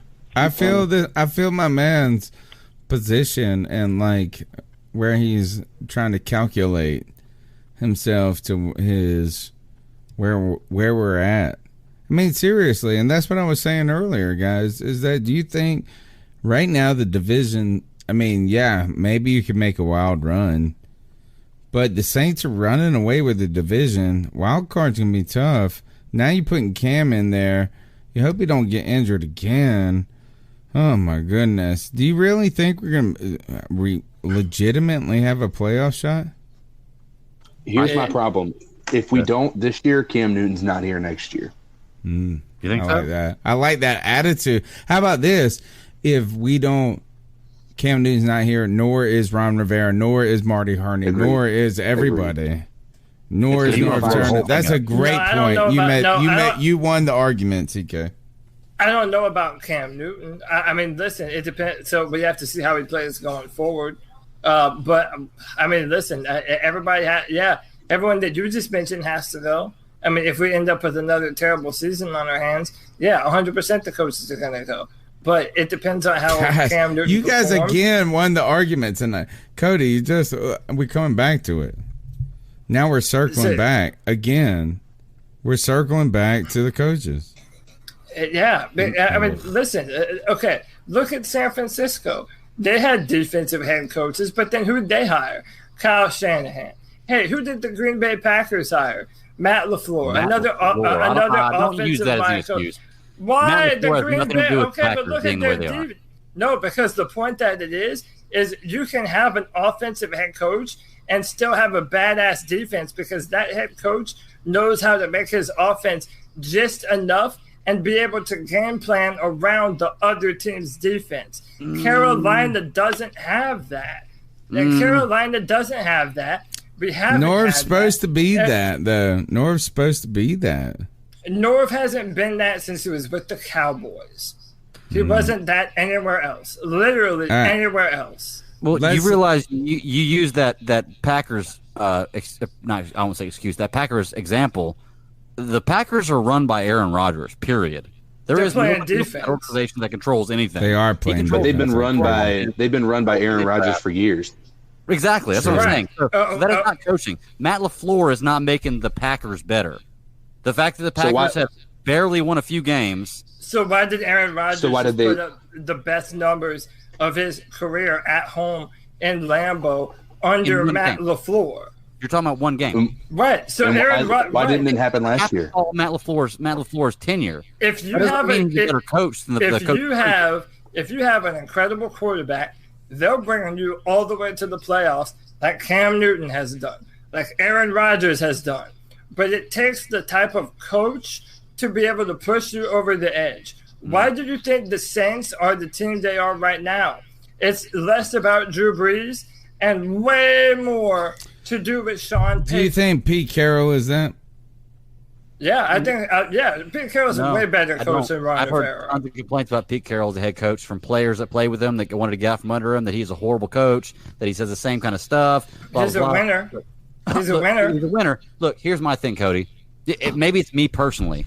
I don't need somebody else to tell me that I'm going to win. I don't need somebody else to tell me that I'm going to do this and I'm going to do good at it. I do it because I fucking want to and because I have the drive to do it. So it comes down to me executing, not my life coach telling me you should do this and this is what's my best. Life coach. Yeah, my man put the liberal. He sent you to your liberal space over there. Right. It comes down to me executing what I want to do. Okay, like that's the bottom line. Okay. And I don't think that when it comes down to it, my dad, my mom could tell me you should do this. This is the best idea. It's what I do to execute that idea that makes the difference. He's got to go get his wife too. If I execute and I lose, you can blame my mom and dad if you want to, but I'm the one who did it. I'm the one who executed that. I'm the one who took that step. I just don't think coaching can be that big of a blame for what happens. It is a big part of the game, but execution is the key part of the game. I can tell somebody to run 7 yards and run an in route. That does not mean that they're going to do it because I told them that. Okay, and if they don't do yes, it does. you're going to say, "Oh, the coach didn't tell them to do that." It absolutely does. If you are not coached up, listen. I know you said basketball. Coaching is we're not, Cody. I think the NFL than it is in any other sport.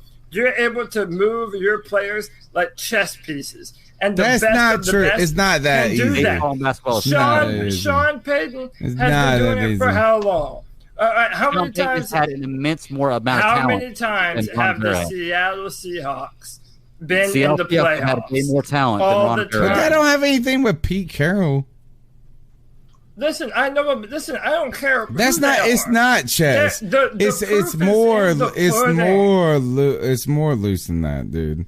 It is not. You guys are acting like Ron Rivera is our girlfriend, and she is the hottest Instagram model on the block. And I'm here to tell you I'm actually just not trying to dump my wife because not at all. Basic. Not at all. Let me ask one question before we move on. I have to get another beer, so you guys better hurry the questions along. Do you feel as though the NFL landscape is different now than it was 3 years ago, as far as how offenses have run? Just because of the way the rules are, yes. I actually don't think so. I do. You don't think so? With rule changes, with the way that the extra point works, with the way that that you have these offensive-minded coaches, with the way that they're running, with Jared Goff, Patrick Mahomes, you have all of these, I'm not talking about. If I would think anything, I think the most that things have changed is on special teams with the kickoff. Like you might as well just take the knee, take the 25 every time. But other than that, I don't really know what's changed. Like it's having great players at great positions usually means great things. We saw Marshall Faulk do this shit. We saw these people do, maybe Kyle Shanahan is this genius that we have never, hold on, I'm accidentally pressed play on the calls. But maybe these people are super geniuses. But at the same time, I feel like they're also very smart, but also just picking plays on Madden too. You know what I'm saying? Like run, you know. I mean, really, is it that innovation? Yes. When you see these guys picking up and breaking down film, like if you watch Kyle Shanahan or Sean McVay or Matt LaFleur and you hear what they say about this play, they talk about it three yards, right? Well, maybe 3 yards here, but it's going to open up this play to get us 35 yards. You know, it's so it is a chess match because it is a matter of we've got to allow Ron Rivera Norv has never can't do that? come across as been that. What'd you say? So Norv can't do that? I haven't seen it. Norv has been a very basic offensive coordinator. I've been one to defend Ron Rivera and Norv Turner, and you guys know that from last year. I said we should keep him on. We should give him. Because if Ron Rivera were fired, he would be a head coach candidate for any of the teams that were looking, right? And I think I'm not saying that we give up entirely on Ron Rivera at this point. I'm just saying this game, majority of it falls on coaching, because when you talk about 53 professionals that make millions of dollars, you're telling me every one of them but 2 didn't execute because of them. You're telling me because of them that they didn't execute. 53 professionals who make millions of dollars who didn't show up to this game, they're the ones that didn't do something right. Every one of them, the coaches didn't. I'm just saying that it doesn't. The mathematics doesn't add up in that. It just doesn't. Yeah, it doesn't. Let me ask you real quick. So I think that honestly, where me and Tony are at, and where Cody and CK are at, we all need to come down to kind of a medium or like an average of what we're talking about here. Because I don't think it's all coaching. I don't think it's all players. I think it is a combination of both. Personally, I think it's more players than coaching. Cody and CK think it's more coaching than players, but I think we can find kind of a happy medium. Let me ask you this though: Matt LaFleur, Sean McVay, and who was the other guy that we were just talking about? Shanahan. All guys that were under Jay Gruden and the Redskins. All coaches, all from him. Jay Gruden from the Redskins has never been a great coach. He's never had a great offense, never a great defense. I don't even know if he's made the playoffs with the Redskins. So when these guys were coaching for Jay Gruden, if the coaching was so good that they're doing, and they're the reason why they're winning, why weren't they winning with the Redskins? Why do they go to different teams and they win now? It's about execution, too. It's not Greg, you ever touched an eye of a stove? You know what not to do, right? I know. Yeah. He just did, didn't he? He just touched it because you're about to because it's about to say, remember how RG3 burnt everybody that year, and then Atlanta's offense burnt everybody? All right, so that's what I was thinking. Listen, I just want to say one last thing. Greg, there are too many examples going the other direction. Look at McVay and the Rams. Look at Shanahan. They're struggling right now. The Rams are struggling right now. And now the Rams are struggling right now. They've also been to a Super Bowl more recently. So have we? No, barely. And they were like in the playoffs 2 years later than us. Yeah. 2 years later than us. Our era. McVay did it almost instantly and scored 3 points as soon as he was there. Well, think about that. But so Ron Rivera was there in 5 years. Mm-hmm. Okay, but so you know what I'm saying? Like you could say, like he was there almost instantly. Well, good for him. But Ron Rivera was there, like maybe not instantly, but pretty quickly. At least we put up a fight in the Super Bowl. At least we've been to the fucking Super Bowl. It came down to the wire, and it was 10-13.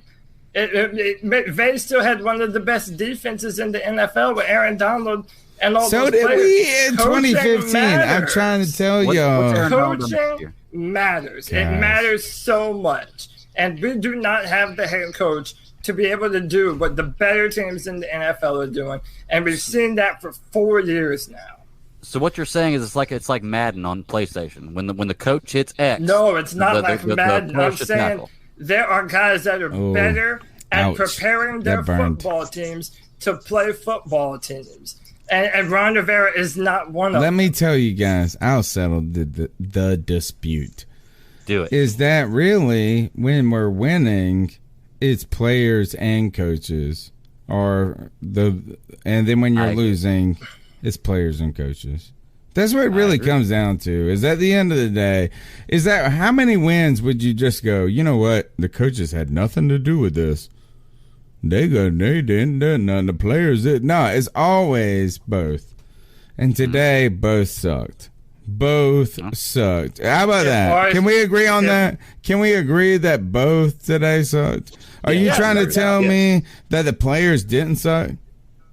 How many of you believe that Ron Rivera is our coach next year if we don't make the playoffs? No, I believe he's definitely fired if we don't make the playoffs. Yeah. Right. So then, but that has nothing to do with him being a good coach or not. Well, yeah, it is, because if he's a good coach, they're not going to fire him.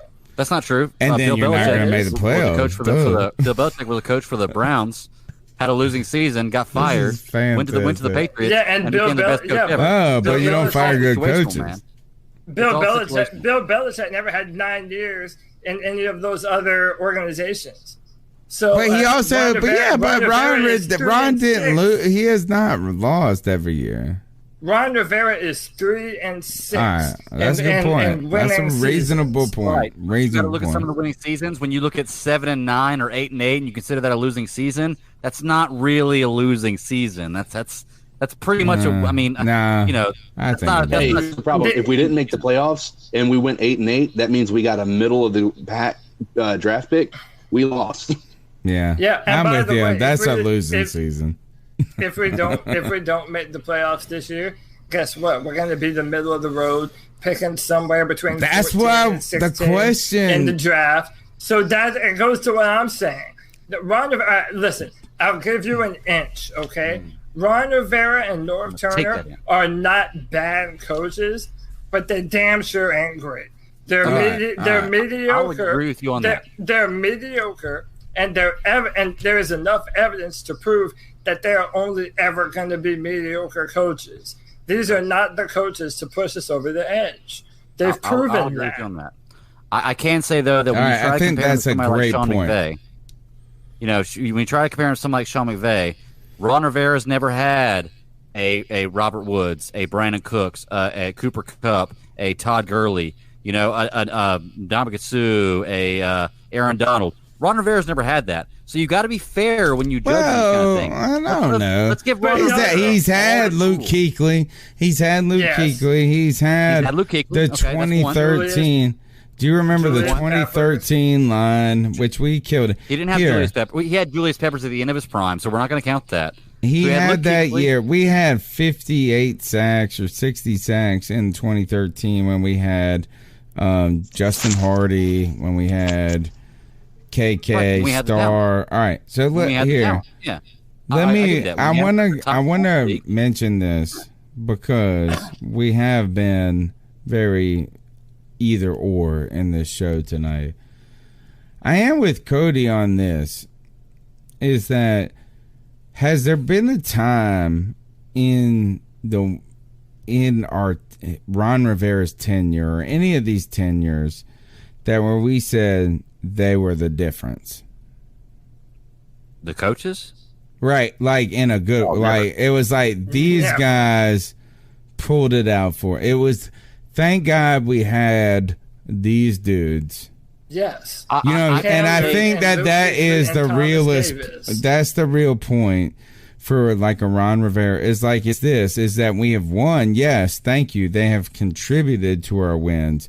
They have contributed to how well we have done. Ron Rivera has been a better than average coach when you look at it, particularly with some of the adversity he has faced.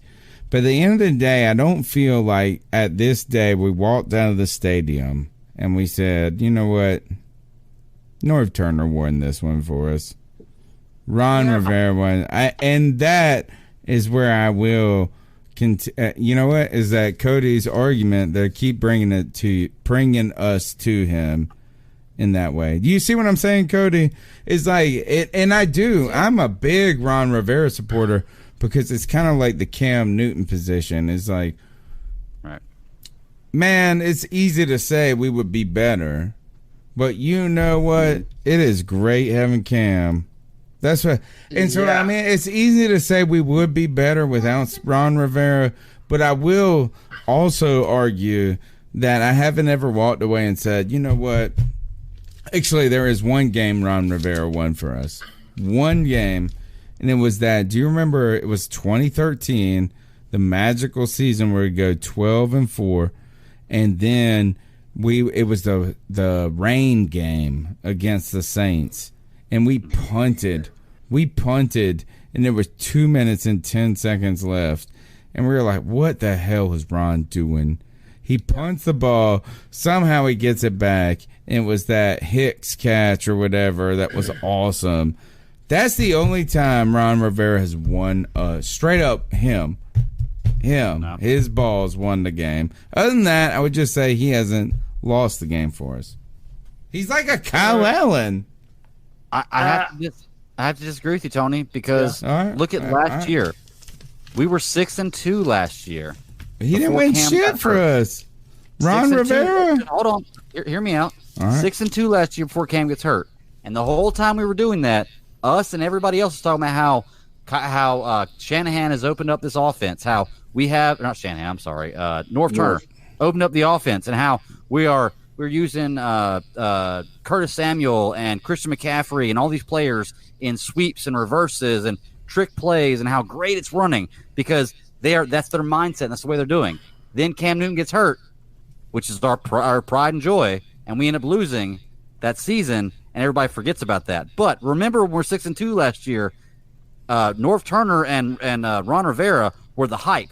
They were the coach of the year candidates. People were looking at North Turner as a guy who is revolutionizing the way Cam Newton can play. He has the highest completion percentage of his career. So yeah, we have had that from those guys, but because we got injured, it didn't come to fruition of what could become of these guys. So yeah, last year I would say we did.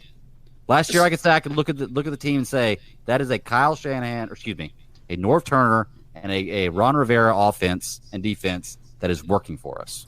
I would and then I could say the exact same, the opposite of that. How many games could we have won if the play calling would have been better down the stretch? Even with the hurt Cam Newton, we might have been able to do better. This is one of my biggest criticisms, that when you have a flaw in your team, whether it be on offense or defense or what have you, you make adjustments to play to your strengths and not your weaknesses. North Turner and Ron Rivera, they don't do that. By the way, all the end-around shit and how we beat Baltimore last year, you'll realize that even what's his face? The guy that we wanted out of here forever, Mike Shula. Even Mike Shula was doing that kind of stuff. You realize that Mike Shula and Chudzinski come from the North Turner tree. Yeah, so that's fine. The problem was not the offense today. It was our defense. We hired the same kind of offensive coordinator. You can't expect different results when all you're doing is the same thing all the time. There isn't a lot of difference between North Turner and Shula and Chud. There just isn't. All right, let's go on. The same coaching tree. Let's go with the calls. All right, numbers 252-228-1598. Terrible. Terrible. Kyle Shanahan made Ron Rivera look like he was coaching his son's Pee Wee team. Shanahan was just he just exposed Ron Rivera. I mean, that was terrible. Offensive line played like shit. Everybody's agreeing with Cody. He's the most popular person. I mean, he didn't have much time. But still, I mean, he was just missing things left and right. So, anyone who said Kyle Allen was better than Cam Newton athletically, yeah. No one's ever said that, I hope. Defense acts like they've never seen a run play before.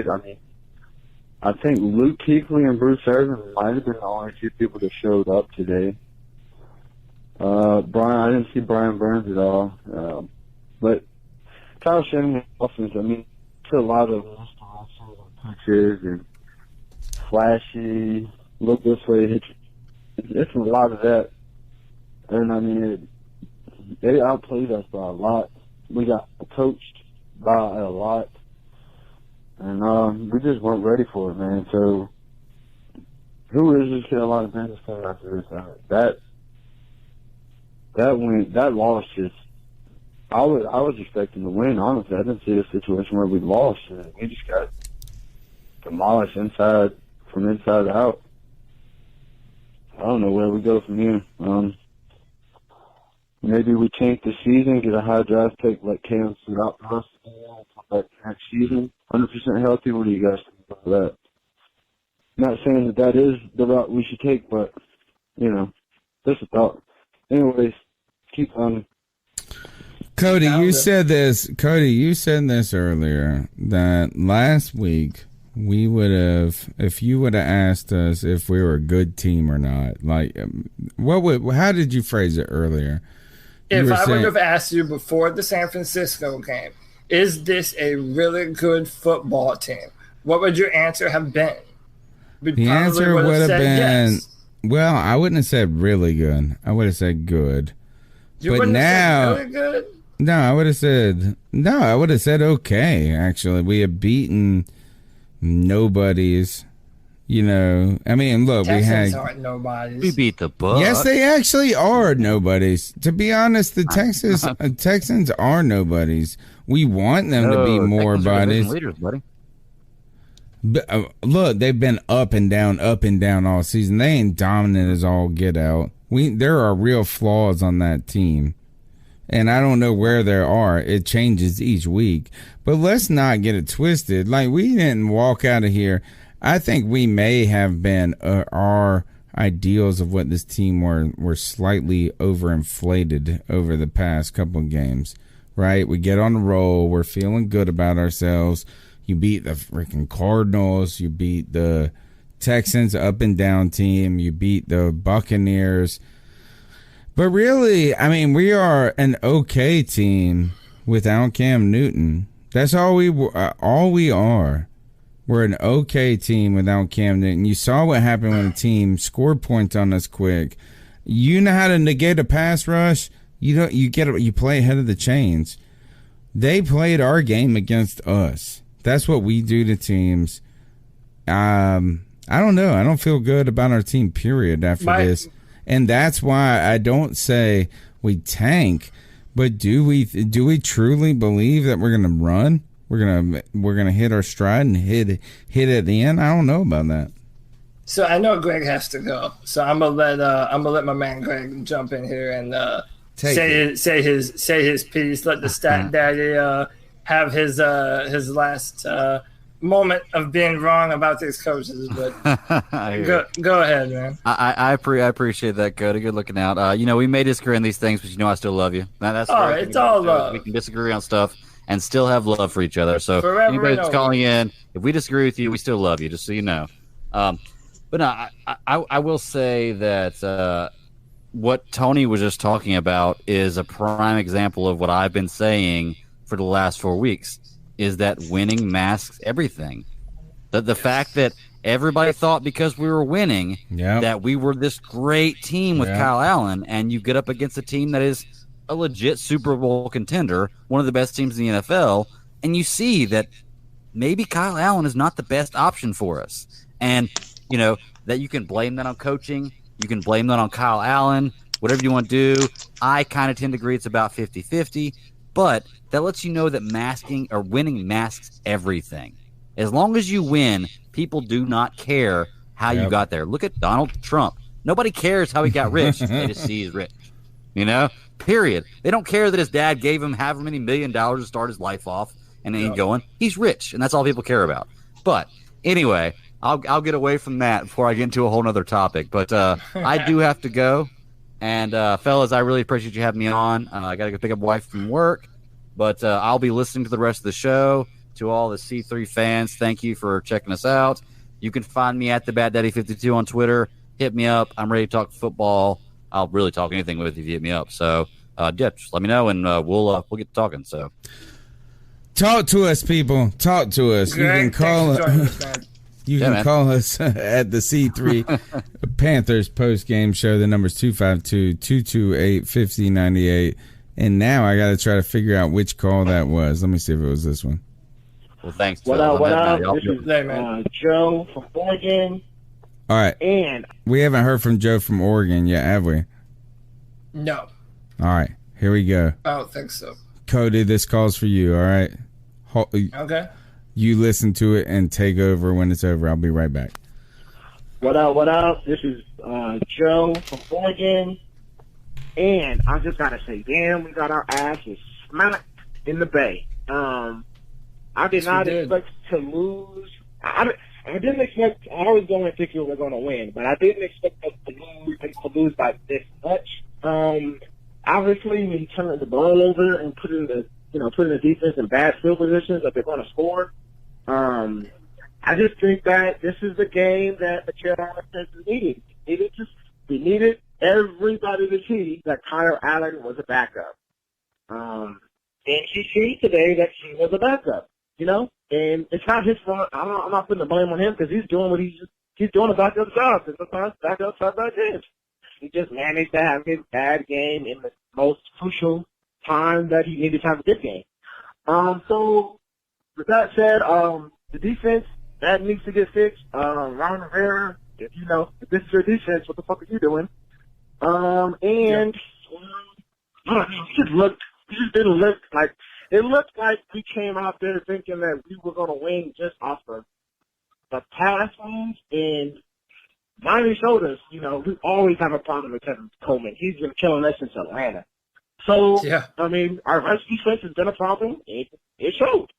So, at the end of the day, Cam is coming back. This is what I've been saying since week 3, that I can't wait for Cam to get back. Cam is coming back. You need to go get another elite receiver.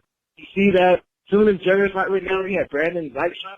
We cannot do that. We need to go get Robbie Anderson or even Keenan Cole from the Jags. You need to get somebody. Just somebody that can plug in and play. That's it. I'm going to watch the podcast later. This is a terrible loss, but I think we did it, and it humbled us. Keep pounding. Let's go. Keep pounding. And CK, it's just me and you right now. Let's one, thank you for the call, Joe from Oregon. But let's move forward here. Because, listen, we've had it out about the coaches. Everybody knows where I stand. Everybody knows just about where everybody stands on the player versus coaches things. But now let's move forward. What do we need to do from here going forward to right this ship? So, what does Ron Rivera do differently? How does this left tackle. Respond? Left tackle. Okay, so that does seem like a good answer to start with. We need to figure out what guys are playing what position instead of experimenting during the game as to what guy is going to play the most important position in football on left tackle. It's absurd. It's the biggest travesty in sports history. It's the biggest travesty in sports history. How is it? For 7 years, we haven't been since Jordan Gross is gone. I guess, unless you want to say Greg Little, he was the answer, and now the poor guy's head shook. I'm really worried about him. How do you not worry about a guy that had a concussion, came back, and the first game that he comes back, now he has another concussion? I think it was the same concussion. I don't think it was a new one. I think it's still the same concussion. It just he was exhibiting the symptoms from it still. I agree with you. I think you're right. So when does he come back? And how about, are we ready to say this, is that the offensive line got worse with the addition of Trey Turner today? Well, yeah, because it threw out the rotation. Darrell Williams was playing good from the right tackle position. And I think something else that it showed is that Trey Turner is kind of a machine for flags. Trey Turner draws a lot of flags, a lot of the time. So, it's disappointing because now we're in a scenario where the coaches have to play Darrell Williams. They feel this innate sense of responsibility to play the man on the offensive line. Well, if you're not going to play him at guard, at either one of the guard positions, you shouldn't be playing him. All right, I think here's part 2 of the call. This is Joe. I have to call back because I got some more problems. Like, how did Ron Rivera come off of a bye And this defense, they get 51 put on them. 51 points. That's just lack of game plan. That's saying that the coach did not have the team ready. I mean, I understand that the players got to go out there and play, but for 51 points, that's just bad adjustment, bad everything. We had Shaq Thompson out there on Kittle. Excuse me. We had Shaq Thompson on Kittle getting killed. And same time, he should be able to hang. I think with that. Thompson had a hard week. I honestly feel that maybe he shouldn't have played. I definitely cannot imagine playing a week after my mother passed away. That just doesn't mentally. You're not focused on the game, and I can't blame Shaq Thompson for that. But I just don't think he shouldn't have played. He got beat every play by Kittle. Every play. Yeah, he did. Beginning of the game, he was Shaq didn't have a good game, in my opinion. It was just a lot. But Ron Rivera got to take the blame for this game. You cannot get 51 put up on you after a bye. That just makes no sense. I just feel that this is, if Cam Newton said, you know what, maybe I don't want to play the rest of the season, I can now blame him. He can say, fuck this. I don't blame him. Look what we just did. We just fucking lost. Why are y'all jerks so honest? They put 51 up on us. Because we ain't bullshitting, bro. Like, y'all so honest. That's coaching. And Temper wanna, they were saying, all that dumbass were saying Cam Newton needs to be traded after this week. No, maybe Ron Rivera needs to be fired after this week. Because 51 points is just unacceptable. That's a team that's not ready, that does not have the right coaching, that's not in the right scheme. Because it was so many times we were getting beat on the motion plays so many times. Isn't Noah Turner, isn't he this motion guy? Don't we practice? Don't we want to practice? It seems like we've never seen motion ever in our lives. So this is something that's concerning. Not the offense, the defense that was put in a bad position against, and I can't against an offense that's not that good. Let's be honest. San Francisco's offense has not been dynamic. There was some plays out there that you're just like, okay, what is that? So I think that maybe I was holding off on the Ron Rivera criticism for his win streak. I think that we need to fire that out, and maybe Ron has to go.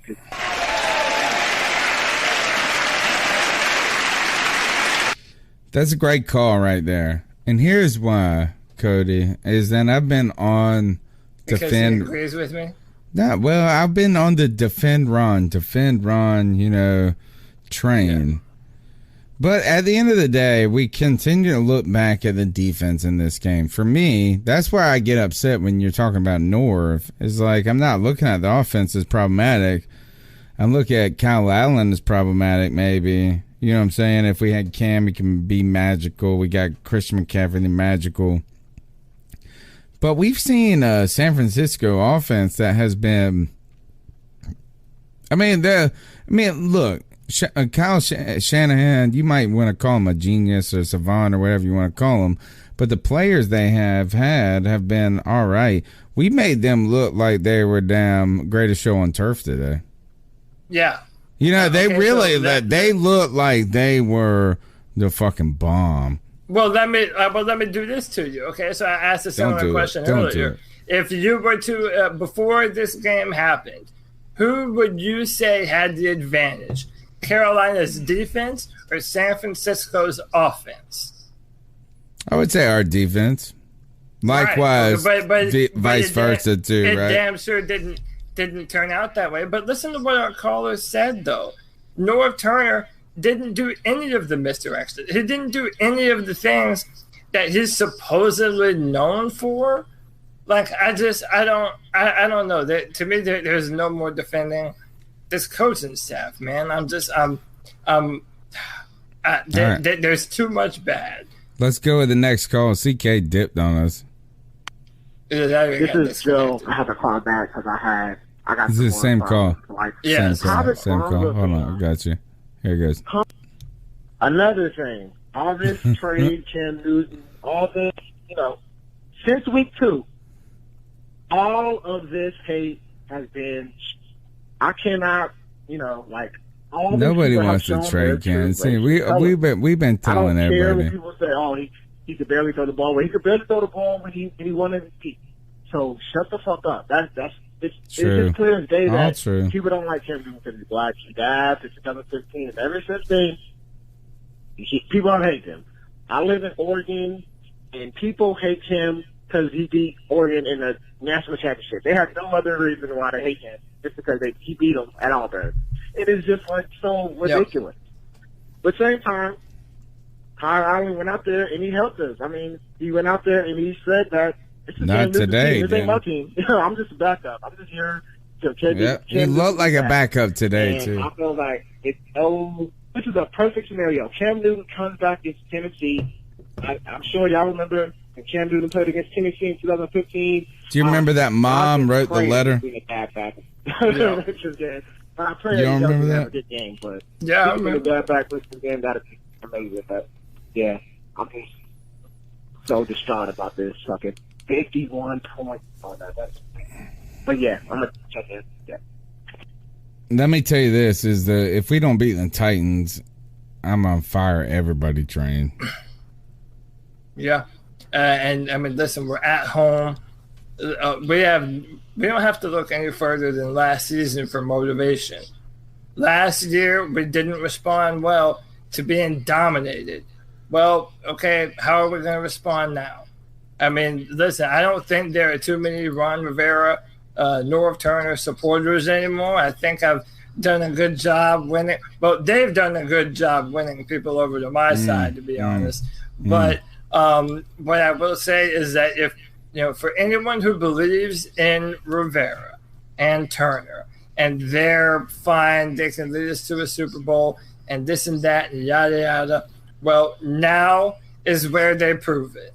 Now is where it happens. Because I maintain none of the other coaches, none of the best coaches in the NFL have a year after year game where they're blown out by 50-something points. Yeah. It doesn't happen to the best. Yeah. Don't forget, today's episode of the C3 Panthers postgame show is brought to you by CBS Sports HQ, brand new streaming sports news network. It's live 24/7. It costs you nothing. All you got to do is get the CBS Sports app. Check out CBS Sports HQ. It's coverage always focused on the game. Tons of highlights, breaking news as it happens, fantasy advice, and none of the riffraff like Cody and I. We're the riffraff. But if you want to go and get the direct, I guess, buttoned up coverage, go to CBS Sports HQ, and then you can come back to the C3 Panthers podcast for that crazy context like this. Josh from Mass again. I'm sorry, guys. I know. A third Oh, call. wait, hold on. Let me see. Another thing, all this trade, Cam Newton. How do I get? Since week 2, We heard this. all of this hate has been. I cannot, all Yeah, these this is people a have joke. shown their true racist colors. I don't care when people say, "Oh, he could barely throw the ball." Well, he could barely throw the ball when he won it. Have we heard this? So shut the fuck up. It's just Yeah, clear we to heard say that. All right. Here's Josh from Mass. Josh from Mass again. He says I'm sorry, it's guys. third I call. know. A third call, especially. I missed his Did we first hear, second. did we hear two other Josh from Mass? No, I did not I've hear got him. things to say that bear repeating here. All right. Let's see if he's next. Hold on. Our whole defense, the Hold whole on, damn hold on. defense. Yo, cat call. No. I only got one from you, Mass Josh. again. Mass. I'm sorry, guys. I know. A third call, especially with quite a bit of time after I already had two. But I've got things to say that bear repeating. How many here. calls left? All right. So, Three, our whole defense, the whole if I damn don't check defense, the voice line. position-wise 4. and scheme-wise, is the scheme that is called is the reason we got beat. You're going to blame players for that. Really. If you don't put these guys in position, Everybody's to on succeed Cody's side. and to Everybody's operate on Cody's successfully dick. from, then you are to blame as a coach. Why? This is not fucking rocket science. It's not. Okay? Everybody's on And maybe Cody's we've got dick, some people man. who are all up in their Drive me feelings nuts. because they used to be a coach, they were a coach, or they really like Ron, or this or that. But you need to get beyond all that. Okay? Because your job as a coach, especially a defensive coordinator, you make the calls. What are the guys supposed to do? Drop out of a zone scheme and right into a man? That's not how that works. You cannot change from like a cover 2 to, a cover 4. You can't just change from a 3-4 to a 4-3 in a single play, an active game play that's happening right there. You cannot do that because your personnel packages that you put on the field are also part of that. Oh, that's right. Nobody thinks of that. Nobody realizes that your personnel that you're going to have starting and playing for a cover 2 might just be different from your other packages. Yeah. And the offense is the same way. And I still think that this is what happens when you run the same 7 fucking plays over and over and over and over. You lose games, and you look like a bag of shit doing it. And we're all going to come out here after 9 seasons of Ron, and only 3 of them were that produced a win. This is a fantastic call. Playoff berths. And yeah, we have the one anomaly, the 15-1, where a single man picked a team up on his back and carried them there. You want to give Ron credit for 15-1? You want to give Ron credit for 2015? This is Danny G. Mind. This is Danny G right here. Yeah. 2015 was a product of Cam Newton and a defense playing lights out all year. Oh, Except God. those times where, Ron would pull the reins back and, no. Let's let teams get back into these games. Let's go to overtime. Yeah. Brilliant. All right, great call. And whoever's wife is mad, go to fuck. Leave. All y'all bitches leave. If your wife is mad, go. Go. Don't worry. We got it. We're holding it down. Our wives are not mad. And how is Greg here? Where's Greg from? I am on the phone. I'm at a gas station right now. Yeah. Getting gas. But I am that dedicated to the Carolina Panthers. So. Holy shit. All right. Well, look, everybody is agreeing with Cody. You haven't missed anything.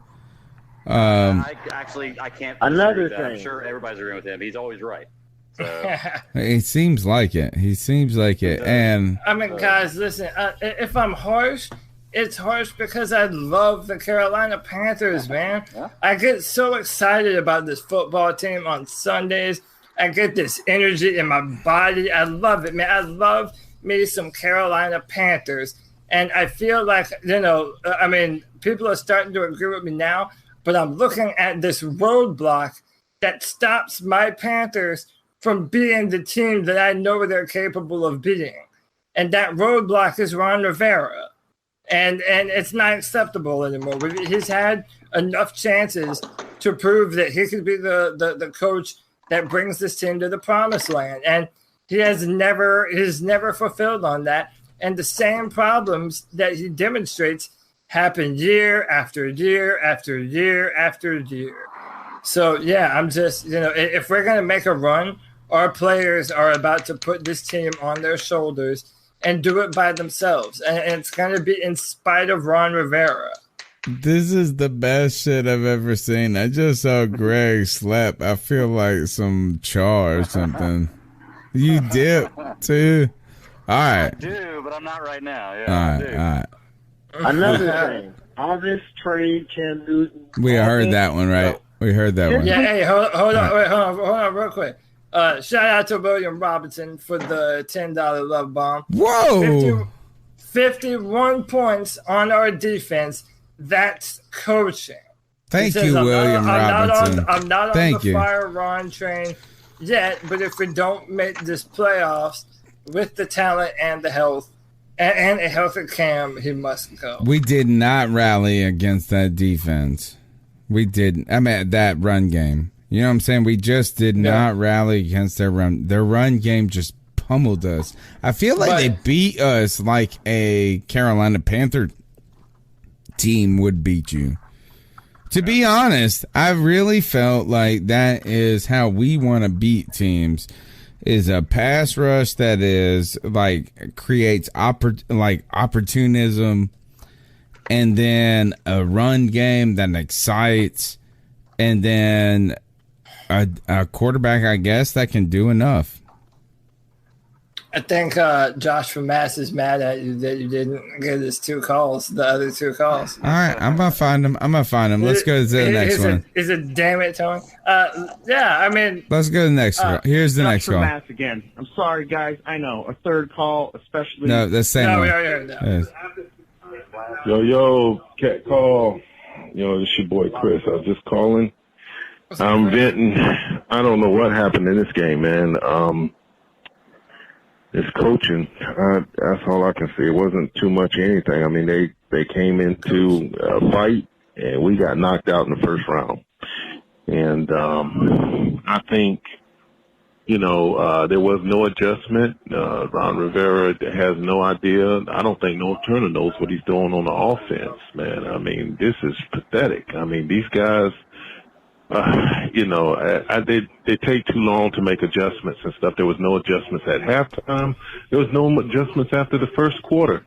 And, man, he just went in there, and those guys got killed. I mean, the game that we lost Pittsburgh last year must be the blueprint to every other team out there in the league. And if we don't develop this... Oh, my gosh. This guy is so smart. I feel like he's the smartest dude. That's what happens, man. People catch up with you. They scout you out, and they know your tendencies or how you do, and he's just not getting it. He has to be more creative.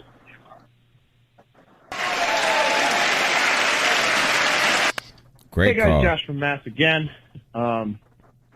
Just to continue, Allen threw, was it three picks?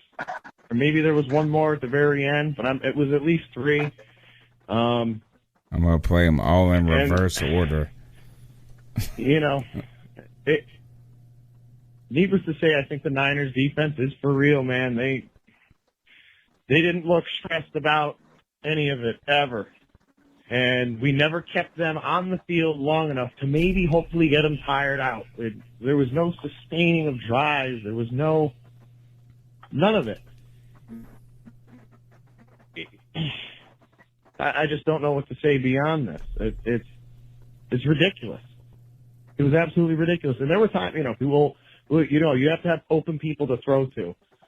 I'm going to go back and watch some of this stuff, but I'm fairly certain that Allen had guys open and just didn't go that way, didn't look that way. Maybe he has issues going through progressions, and the reason it hasn't shown itself is because we've got quick wideouts who, against most defenses, his first 2-3 reads are wide open.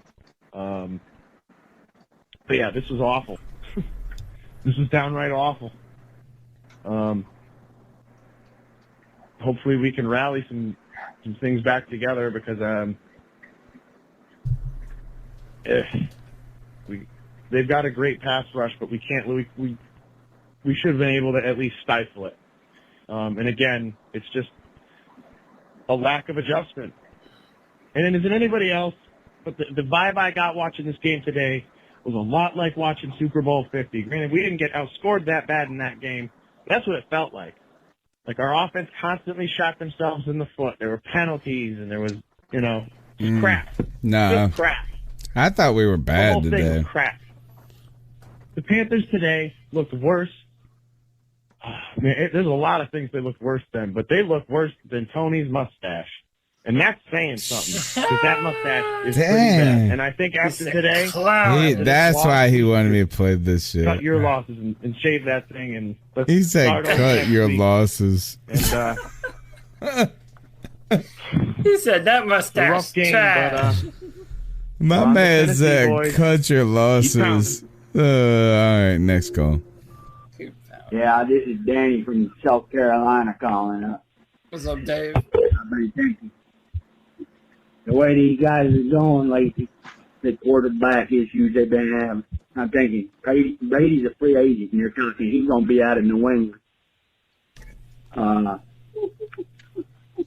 C-Mac been tearing it up. It tears it up every day. And even more. I'm thinking if we trade C-Mac for Tom Brady, next year we'll be in business. What? Just want to see what you guys have to think about that.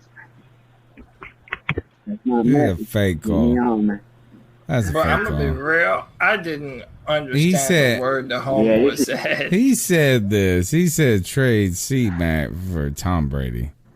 That's what he said. Trade Christian McCaffrey for Tom Brady. Sorry, whatever. Sounded like he traded his sins for a meth pipe or something. Yeah, this is Stevie Jackson from Was South that too hard? Carolina. Look, Sorry, he's back. sorry. Look, he's back. He's back. Hold on, he's back. Hold on. He's back. Yo, from man. You ready? Yeah, this is Stevie Jackson from South Carolina. I've been thinking lately. The quarterback position, I just called a little bit back, but I'm going to add more this time. Get me on there anyway.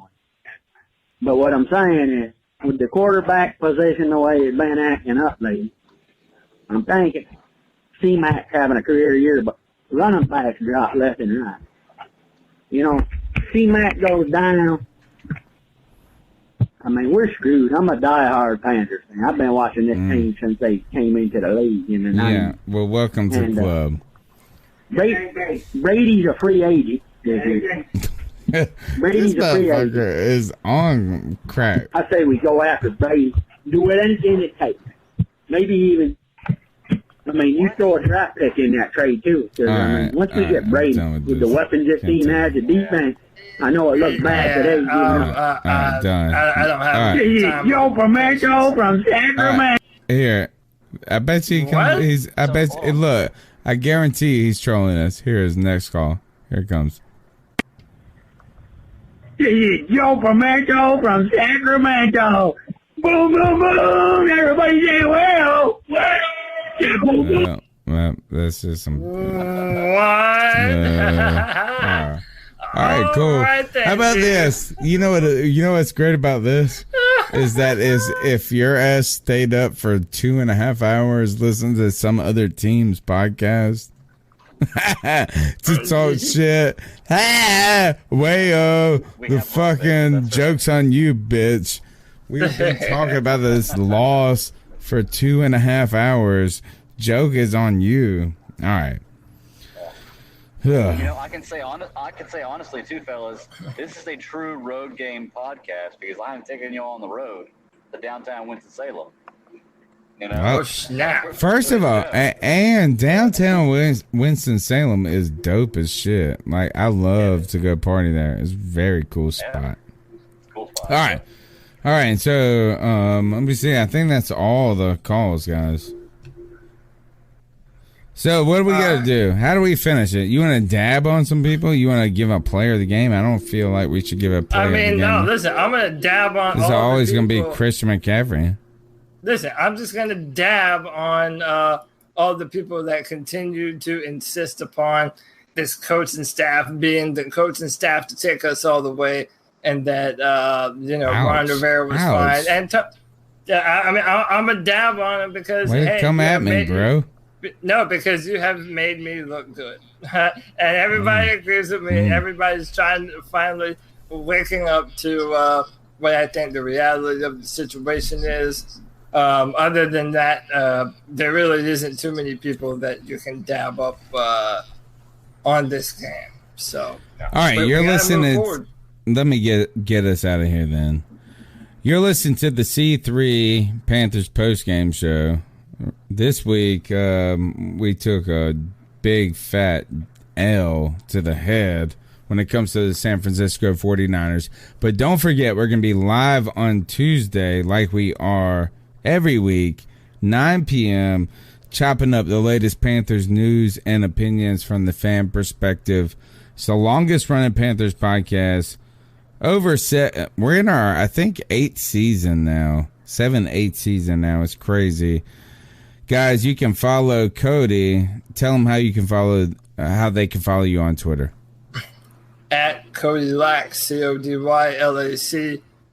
Hit me up. I'll talk to you about anything you want. I'm going to keep it real with you no matter what it is. Sports, politics, you name it. We can talk about it.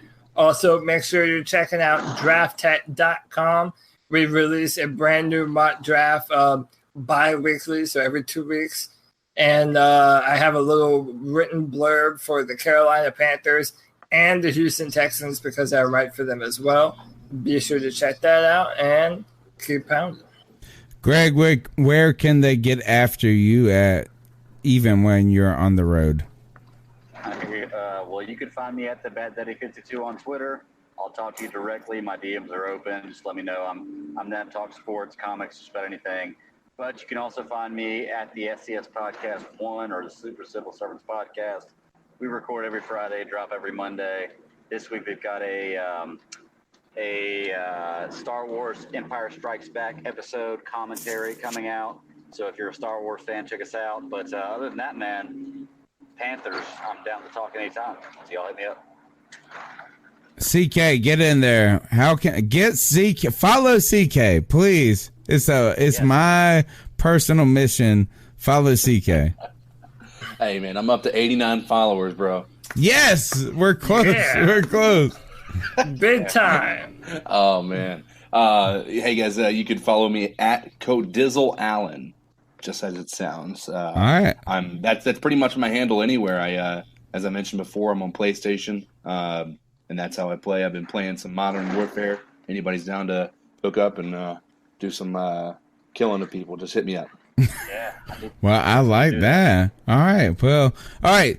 Thanks for joining the C3 Panthers post-game show. It's been a terrible game, but we'll hit you up on Tuesday night. Looking for a fun way to win up to 25 times your money this basketball season? Test your skills on Prize Picks, the most exciting way to play daily fantasy sports. Just select 2 or more players, pick more or less on their projected stats, and place your entry. You can turn $10 into $250. Right now, Prize Picks will match your first deposit up to $100. Just visit prizepicks.com/fan and use code FAN. That's code FAN at prizepicks.com/fan. Must be present in certain states. Visit prizepicks.com for restrictions and details.